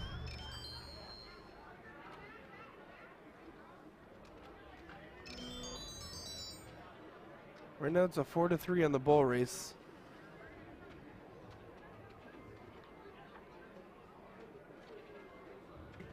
Hitting a single 15 here wouldn't be a bad idea. So the reason that is the case is if you hit a single 15 there, it guarantees that there's no outshot. Brass room does have an outshot, and you never know. You simply never know. Brass room gonna have to come up with some bulls. Just below with that last.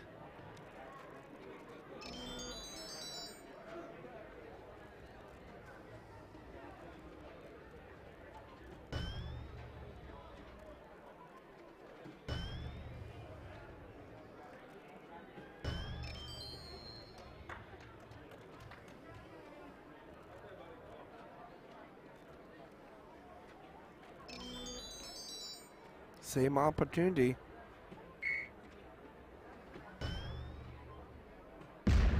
Great last start. Within 22 points here.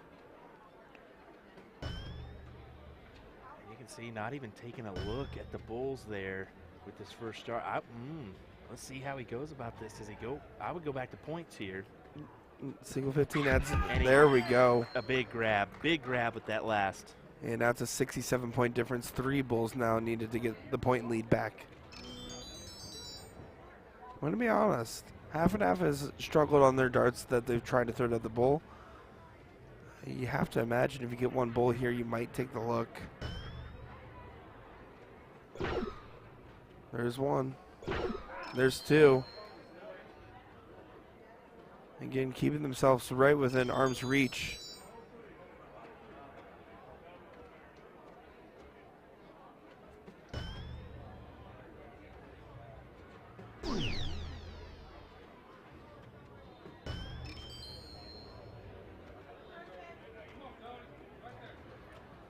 I don't know. 32 points. Yeah, this is still could be in Brasham's favor here. I mean, they've been inching ever closer. I get rid of that. I get rid of that 15 They here. need to. Get rid of that 15. You gotta get rid of that. Especially with no real shot to hit the bull there after those first 2 darts. They're letting it linger way too much. He's telling him right there. I think he's moving over. He's saying, you gotta hit that 15. Let's get rid of that bad boy. Although it might be too little too late now. Okay. Think about it like this here, Will. This is going to be our first round out. This is the last round. 25. Oh, man. We haven't seen a round out at all this weekend, so it hasn't even played into our mind, really. And when Jordan's saying round out. Yeah, Jordan's the one that caught that one. And see there, the last dart, the 15, in that case is actually a wasted dart as it's game over there. Yep. He needed to stay on if a double bolt had done it. But doesn't matter anyways. We're not going to round out here. Half and half's just going to hit the shot. Okay, so now this goes to a double dip. That is correct.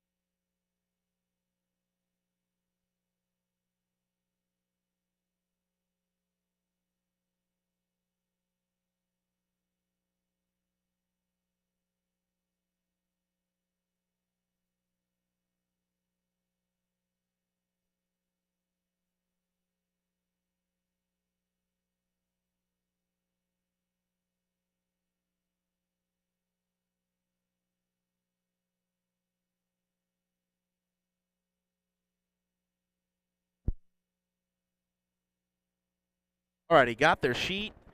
We should be ready to go. They're gonna finish their warm-ups, and we'll get after it with another run here. As this will be our double dip match against Brass Room and Half and Half. So bear with us. We'll get these guys going here in just a second.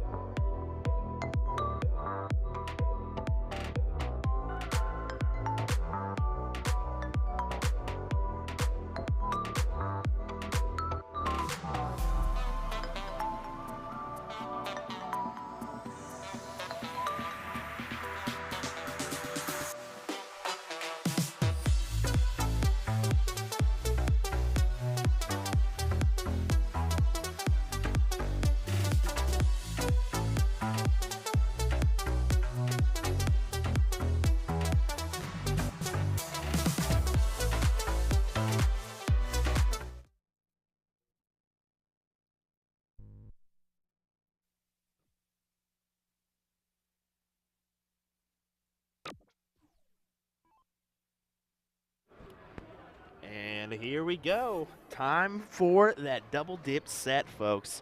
As I looked down and I was like, oh man, they're starting. Here we go.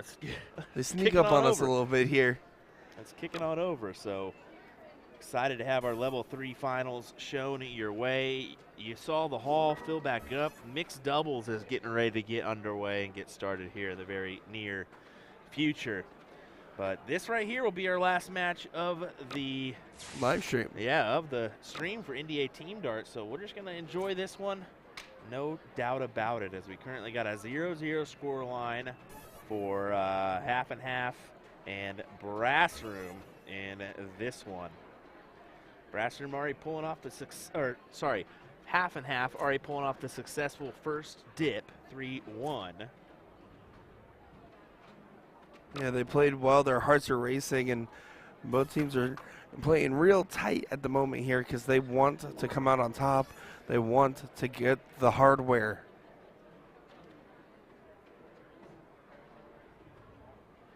So we'll see. We'll see if the nerves get the best of these guys, or if they're able to loosen up and play like their normal selves.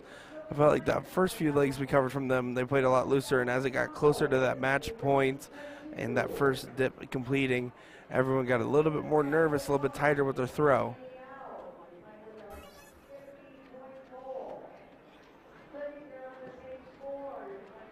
Of course, Brass Room over there representing that tri-state area, so right around that like West Virginia, Ohio part. And then Half and Half representing the Illinois for J&J Ventures.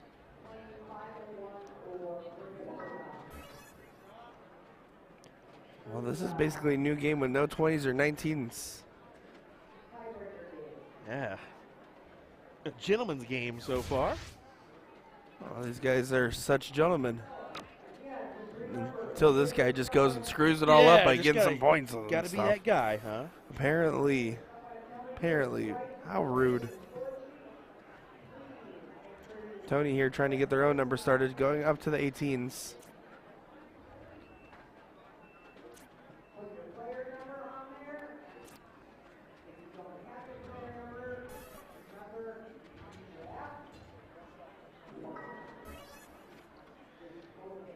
So we'll see here. Half and half starting off a little bit weak now, as this can get real dicey depending on how many 17s are hit. He's waiting if he wants to move. Now he's going to move. Go for that hero dart on the third. Personally, I would have been keen to stay down there for one more single on the chance that they do hit a 6 mark on the 18s.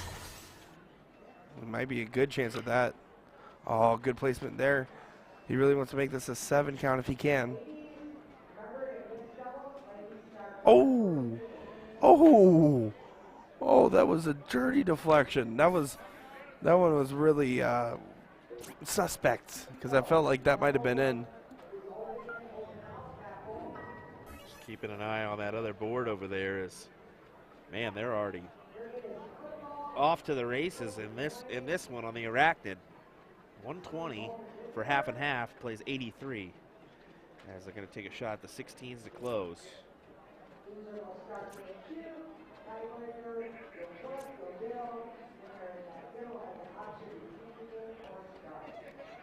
Tri-State not happy with that round.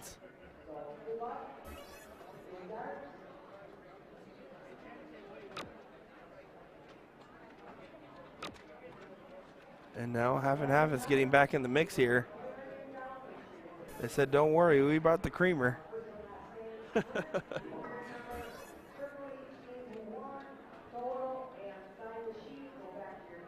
There was Dawn in the background giving some instructions for players that are just joining us. Well, you can't tell us what to do, Don. Good at last dart there.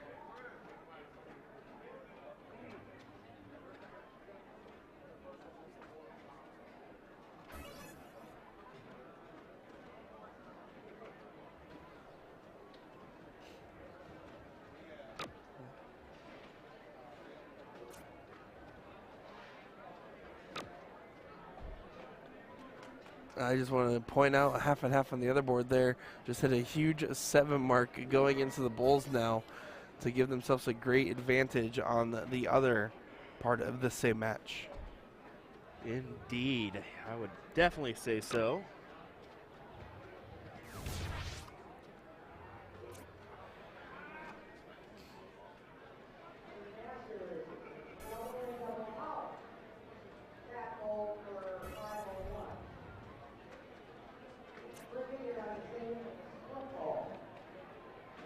Tony trying to get these 18s to work for him, but he's not really feeling super comfortable on them at the moment here.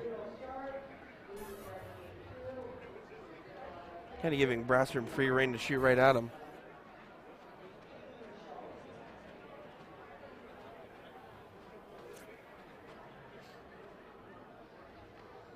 That's a big triple to close.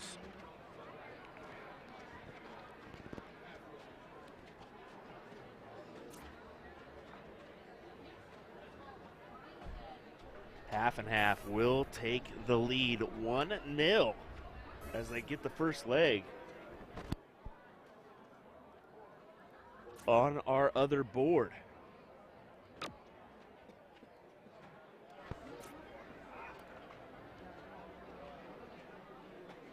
Yeah, it looks like we're going to be set to go 1-all the way things are going here, especially if they get a second number opened up here for the brass room. Maybe contest on those 15s as there's already 1 mark there.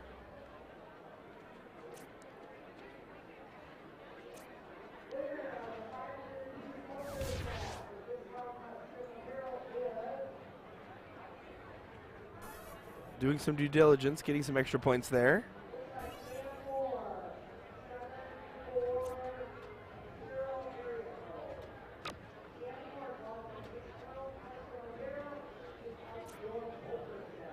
Just a single mark there. Not ideal, but tap room can, or brass room, sorry, could go ahead and take its opportunity to close here. Will do so on the 15s. Try to go back to points, unable to find it, but strong looking likelihood that this goes 1-1. Yeah, especially with the way things are shaping out here. It would require near perfect darts to get yourself out of a hole like this. But of course, we've seen crazier things happen. That we have.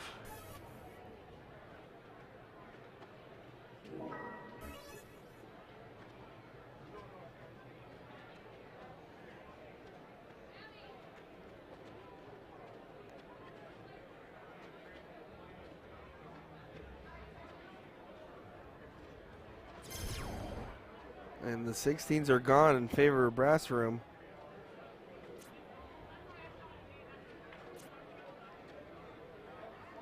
They're 3 balls away from making this 1-all here.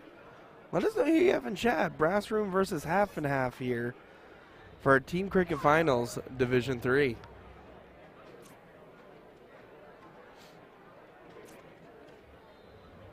Yeah, you can tell he's not happy with that one. But there's still time, as this is a best of 5 leg matchup. We split the doubles, and then that last and deciding leg, if we need it to happen, we do all 4 players on each side. Yeah, of course, during that first dip there, half and half won 3-1. But in the king seat, brass room won 3-1 here, showing that these teams are both equally capable. That was not a bad round there, finding 3 bulls and falling out into a close. Showing the due diligence of the half and half team. I swear if there's someone back there on the team listening to my commentary, you better wave to the camera right now as I see you holding your phone up to your ear. I see one of the half and half members taking a listen. Yep. There he is.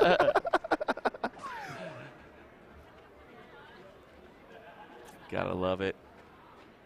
Doesn't get any uglier than that. No, I'm just kidding. I'm just kidding. I'm just kidding.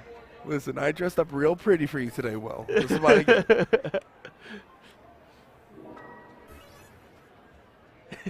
Brassroom still with a good lead here, but they need to get that first ball out of the way. It's the one that's the hardest to hit, it feels like, and that's a good start to it. And there we go. That? Yeah, 1-1 score line here. We get a little tap on the back from his partner. Tied up 1-1 here in our level 3 team cricket finals. Yeah, let's see what's going to happen here. They're going to play again simultaneous like this, right? So whichever one finishes first, everybody's eyes move to the other one. It's going to be intense here. We will probably head on over to the Arachnid board and give that a look this time, as it looks like there's Soldier Leonard Gates, and he's going to be taking on Ian Hansen in the first round, it looks like. Mixed doubles. I wonder if that should be a good one.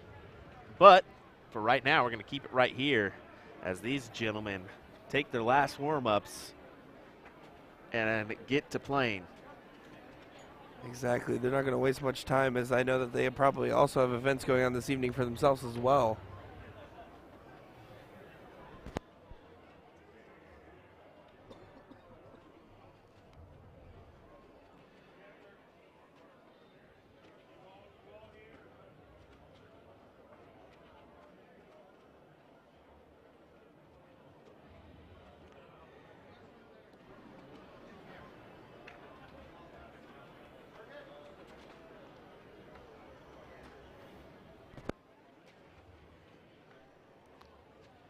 We'll see. These guys are just going to take a couple, make sure they're loose before they get going here. So we'll let them do just that. We'll come back here in just a moment when they are underway. And actually, no, they're playing on the Phoenix board right now. They're going to wait on that one. Okay. So I guess we'll head on over to the Phoenix board as they are already underway here, and we don't want to miss out on any of the action, so here we go. Yeah, maybe one of the players there had to step away for a moment while the other game was finishing up, and they're just waiting on someone to get back to get started here. Yeah, that could be the case here, but nonetheless, sorry for thinking we were going to be underway on that board. Yeah, it's going to add a lot more drama and intrigue to the other game here, right? As whatever this one decides will put more pressure on both sides of the coin there for the other board.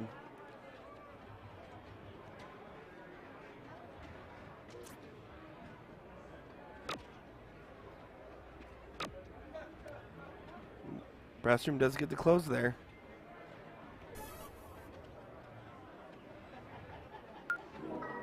It looks like they are getting things going. You can hear that the other board there. Yeah, you can hear that in the background. They're just getting ready to get started on that Arachnid.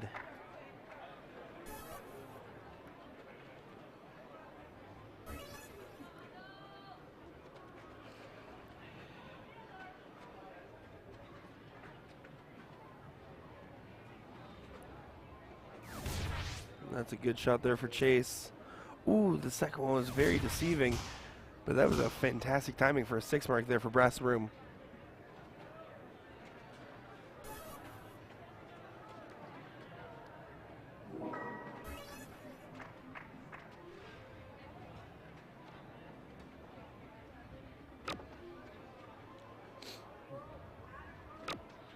Taking the chuck away here, trying to expand that point lead and going downstairs. Not bad. Two at the 20 to go ahead and pad some points. As you can see, Clemens there really wanted that 17 to hit, and unfortunately didn't do so. Good deflection in. Brassroom tries to snap right back there. Yeah, gonna have to go a couple at 20s here.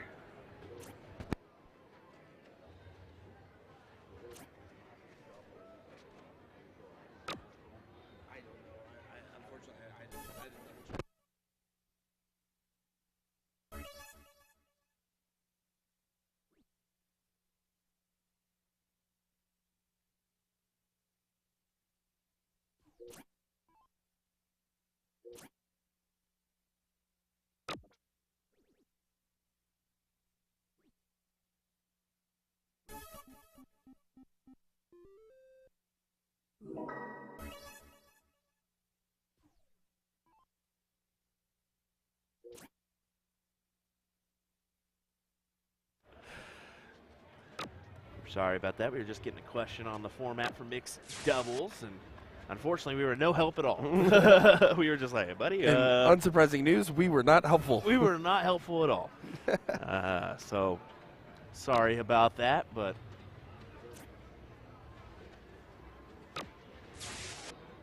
Well, 1 point difference here in a fully closed up board at the moment here. Titans going to be able to go right for those 18s.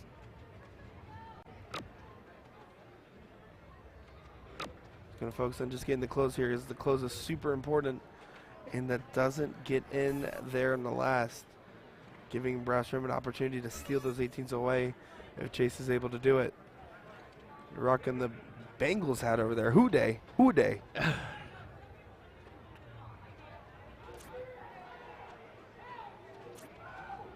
Trying for a big triple there, but it's just a single 18.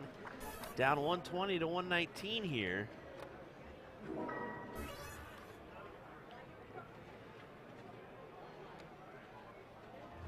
And we will see what happens. Ooh, that was a great dart there. Oh, wow. Half and half. Really turning up there. Grabbing those 15s, and I'm going to be honest, I thought that 16 was going to be good the way he threw it.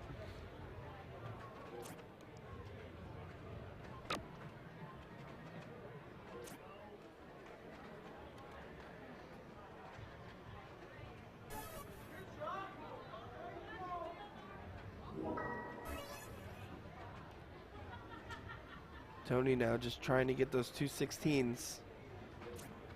Oh, that's going to be hard to get into the triple. Might need to go for single. Yeah, and that's why that dart will fling off that a lot of the time there. So brass room not out of this one yet. Half and half is also doing really well on the other board, so this is getting really scary for the brass room team. As you can see by the looks on their faces, it's getting very intense.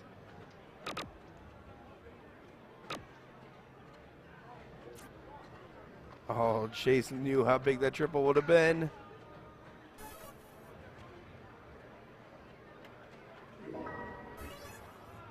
Clemens needs a single on any of his point options, preferably the 18, so he does more than tie. And then a single 16 here.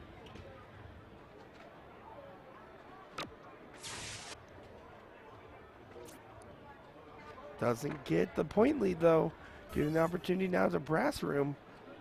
Yeah, this is just brass room in order to continue on. I think they want to close, but I don't know. I mean, they got it's easy for 15s to go here. Easy to get out in front. Yeah, but they do have to hit 2 marks at least. And they're going to hit a big triple. Saying it's very easy for that to happen. And now half and half is out in front. Just to give you an idea over on the other board, look at this, folks. Half and half ahead right now as they step to the board, needing the 15s and bulls, just to give you a glimpse. So things are going well for half and half there, but will they go their way here? If it does, they'll be champions. Yeah, this is a very important one. Clemens now going at those bulls.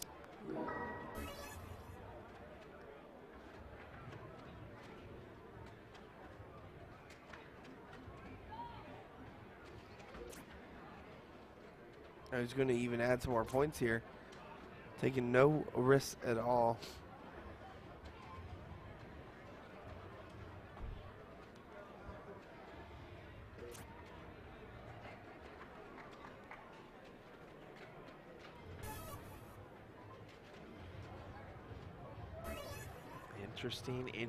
Interesting.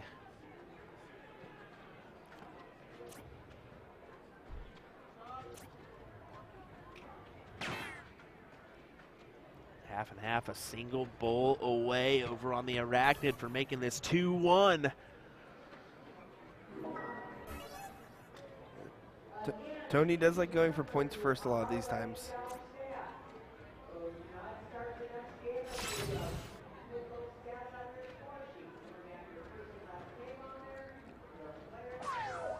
That was a great shot there from Tony.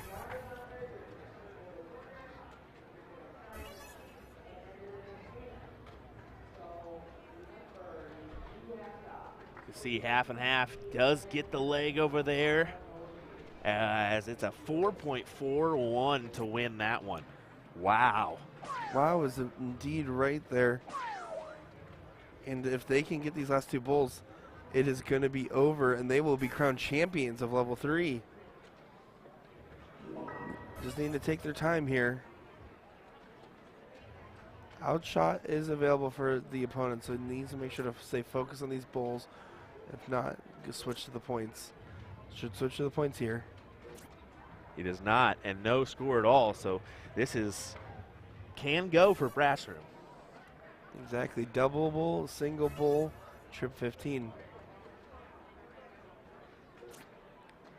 Not going to, but they can get that point lead. That's a great dart. Oh. Now a 40-point difference here. Getting Tony I'm just going to go right for this 15s, knowing his play style here. I don't know anything about his play style. Look at this. Slips into the 15, needs one more bowl. You can see the hype in the background there. They're getting excited. 55-point difference.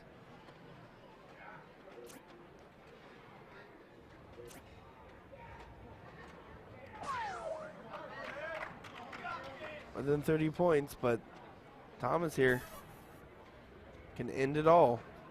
3 darts, 1 bull. 4-man team.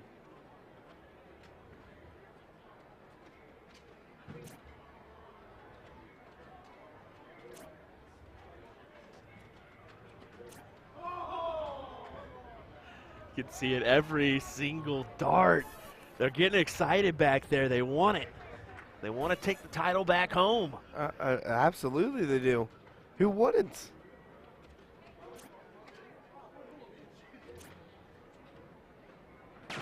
That will get the point lead, though. That's No. massive. That is so huge. That is big. This is not over yet, folks.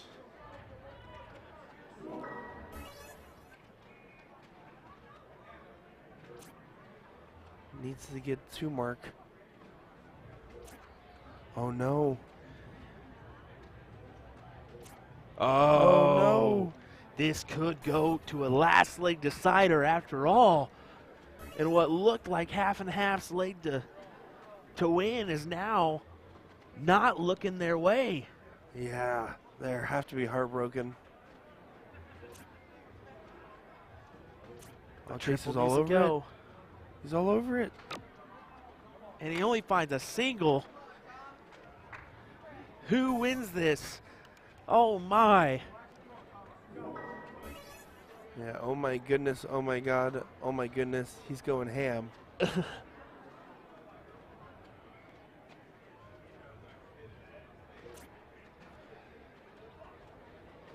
Oh no. Oh no.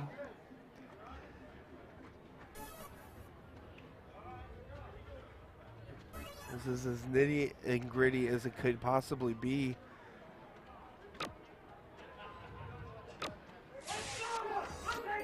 And you saw the excitement there. As we'll take a quick replay at that one. 2 15s. He says, we're going to a last leg decider, Look baby. at that. Look at that. And you can see him breathe a sigh of relief. The pressure was on. Now, folks, it's a 4-on-4 matchup. What a match we're seeing right now. I mean, I'm so happy we pulled this on over. Yeah, that was a 6 darts missed at the single bowl. So match darts missed from half and half. And they might regret that, as Brass Room now has a chance to rally, depending on how they stay focused here and what they're able to do. Let's see how this one plays out. Let us know who you have, as of course there's going to be drama and intrigue and a double dip and a last leg decider on our final match. As what else would you want? Nothing. The answer is nothing. This is everything it could be and then some, folks. We're enjoying it, and I'm happy that these guys agreed to come on over to the stream and let us enjoy this for our final match of NDA Team Dart 2023.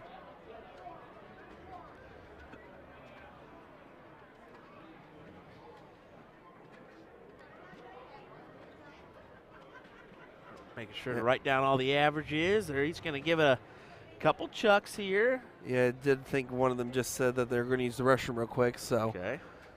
they want to build up suspense for all the fans and chats.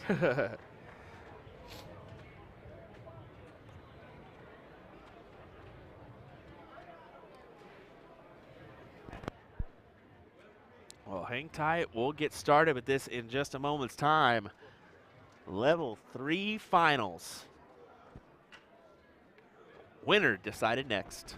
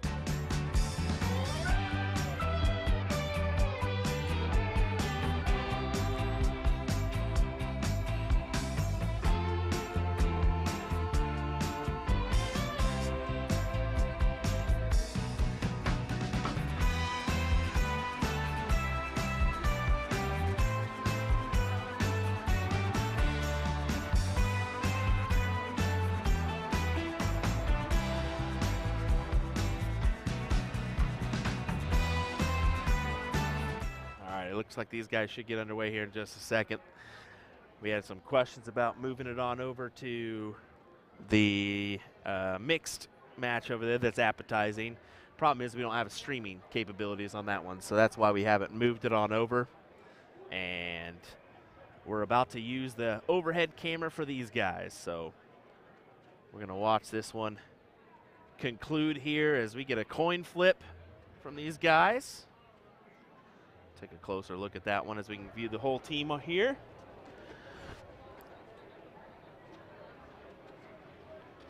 Should be getting underway as we speak.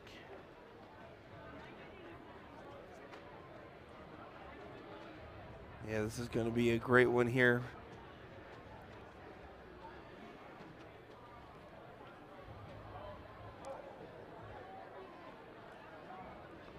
Ooh, this is a really close diddle. Are they calling it a draw? Yeah, they are. So they're going to redo, and it's unfortunately outside there. Ooh, kind of slipped out of his hands. That must have slipped. Big slip there. I went out there, by the way, and Matt that just threw that excellent diddle there. I said, Matt, stop eavesdropping on us. I don't want you to know what we're saying while you're playing. Yeah, he was hopping in the chat and listening to everything, and it's not because we actually care, but honestly, I can't imagine that's helpful as a player to hear someone critiquing. So,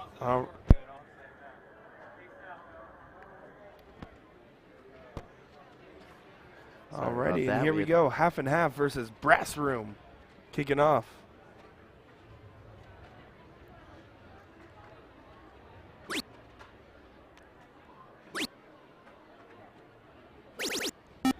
And that's a good start there. Definitely so. Definitely a good start. Every time I keep seeing the half and half team, I keep thinking, man, I could go for another coffee. That sounds phenomenal. Yeah, exactly. It does. I'm ready for one of those coffees myself.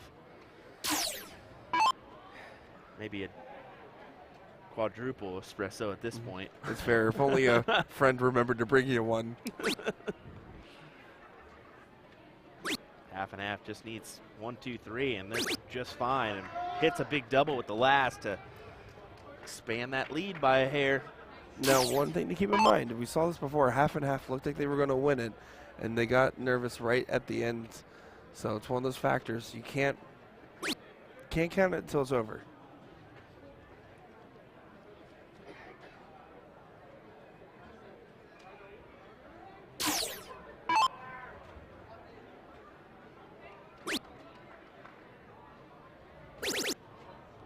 Look at that. Yes, they are going to work here. They're getting fiery out there.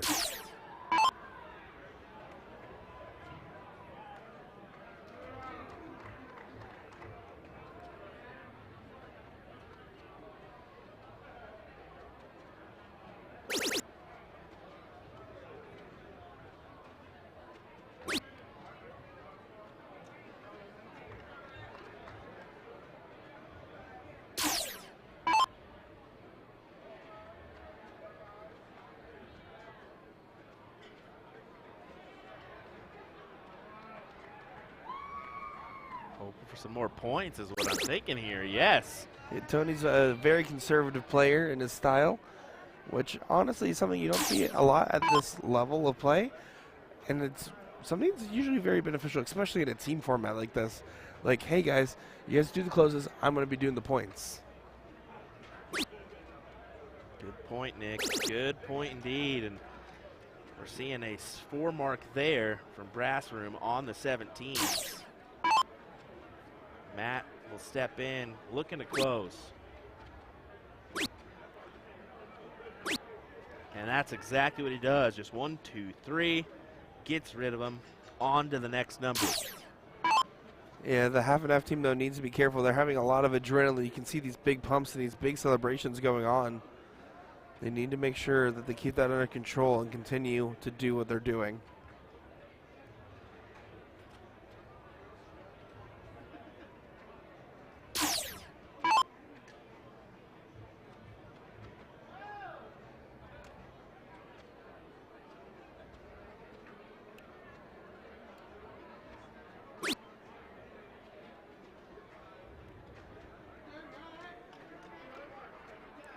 Thomas not too happy with that go around there, but again, they're still in just fine position. Did get a little bit more points.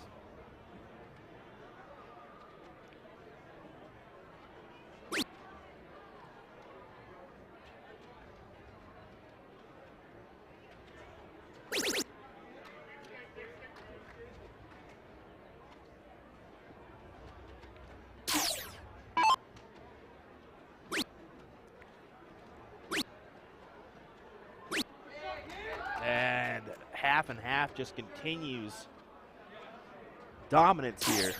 Of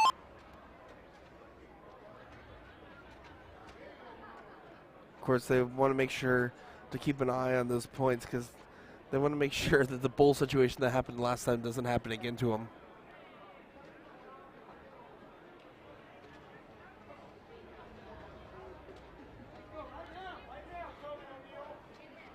Tony O'Neill gets told by his teammates right now.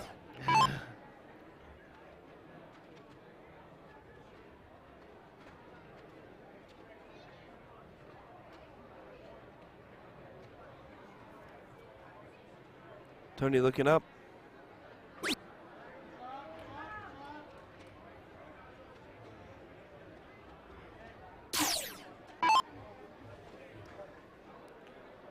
Chase now stepping up.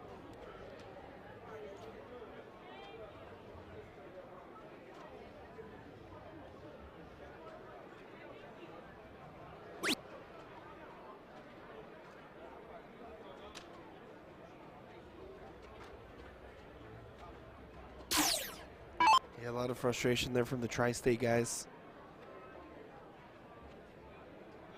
Big Matt shot there from Matt. Look at this. goes to work. Oh, boy. Yeah, one bull away now. Position that they have seen before, but this is a lot stronger than they looked then.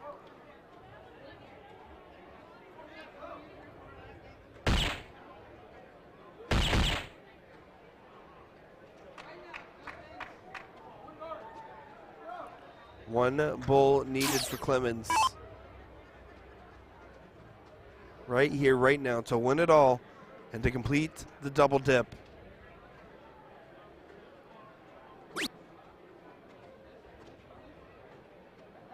Can't find it. Still alive here. It's the hardest art to throw is the last one.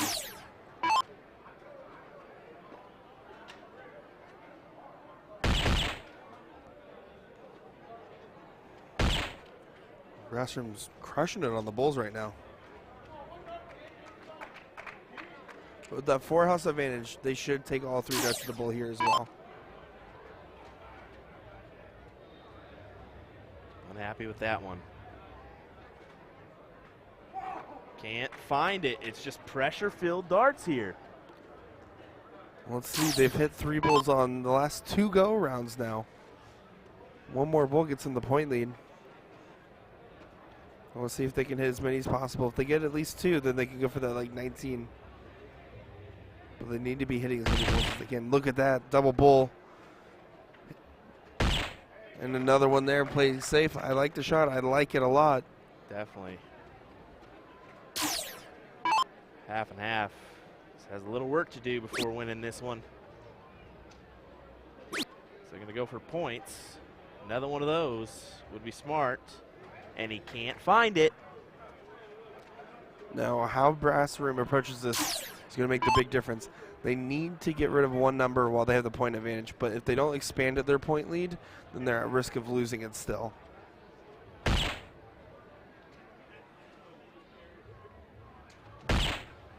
Do find two. Now things are getting interesting. 301 plays 236 here. Matt hit a huge 5 mark on his last go around here. He can win this. Oh, wow! Wow, what a hit from Matt. Look at this, half and half is your level 3 team cricket champions. Yeah, that was amazing stuff there as Matt follows through once again to come in with the clutch darts to win the match. You can see how much it means to those guys there as the team of half and half completes the double dip. Jefferson Thomas, Matt Gunn, Thomas Clemens, and Tony O'Neill. Yes, definitely. That was a great match as we round out our coverage here today of NDA Team Dart. Yes, that was a match and a half. I'm glad that we got to pull that on over here for you guys to enjoy. That was the last matchup of the team event here. Now, we do understand there's some mixed doubles in the background, but unfortunately, we have to start wrapping up and picking up all our stuff in order to get you on time for a flight tonight and me on time for a flight tomorrow, because we've got a lot to tear down. I can assure you that. We do want to thank you all for joining us this week, as it's been a great experience once again here at NDA Team Dart. We look forward to it every year, and next year we've got more action. It's going to be April 18th, I believe, is when it starts. April 18th to the 24th, I believe. Sounds good with me. So definitely want to mark that down in your calendar for next year. So we're going to go ahead and cut on over to these guys who are crowned champions. Big congrats to them for lifting the title in level 3 today. And I guess we'll just, yeah, all right, we'll keep it right there. I was about to say, come on, guys. I assure you, they can have a funny one, but at the same time, we want to make sure we're good. So. Well, I do want to just say thank you for having me out here, as it has been a great time casting games alongside you as always, as it is very fun to be out here at the Westgate Resort and Casino. And thank you to NDA for having USA Darts take us on the floor, bringing the action to you live. It's been an amazing experience for everyone involved. Yes, definitely. We definitely want to thank everyone for joining us.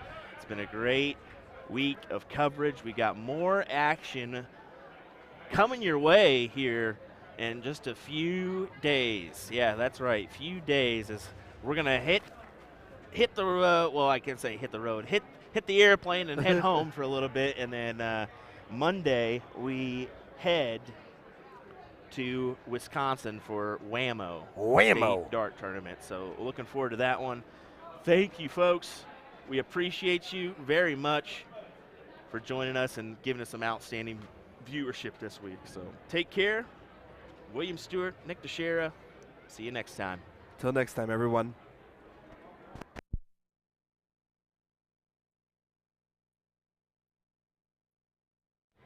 Before we go, I did want to congratulate Brassroom on a good little run too, because can't forget that. Out of how many teams there was, yeah, all these levels that have won today are pretty impressive. So I'll end you with that, folks. Take care. See ya.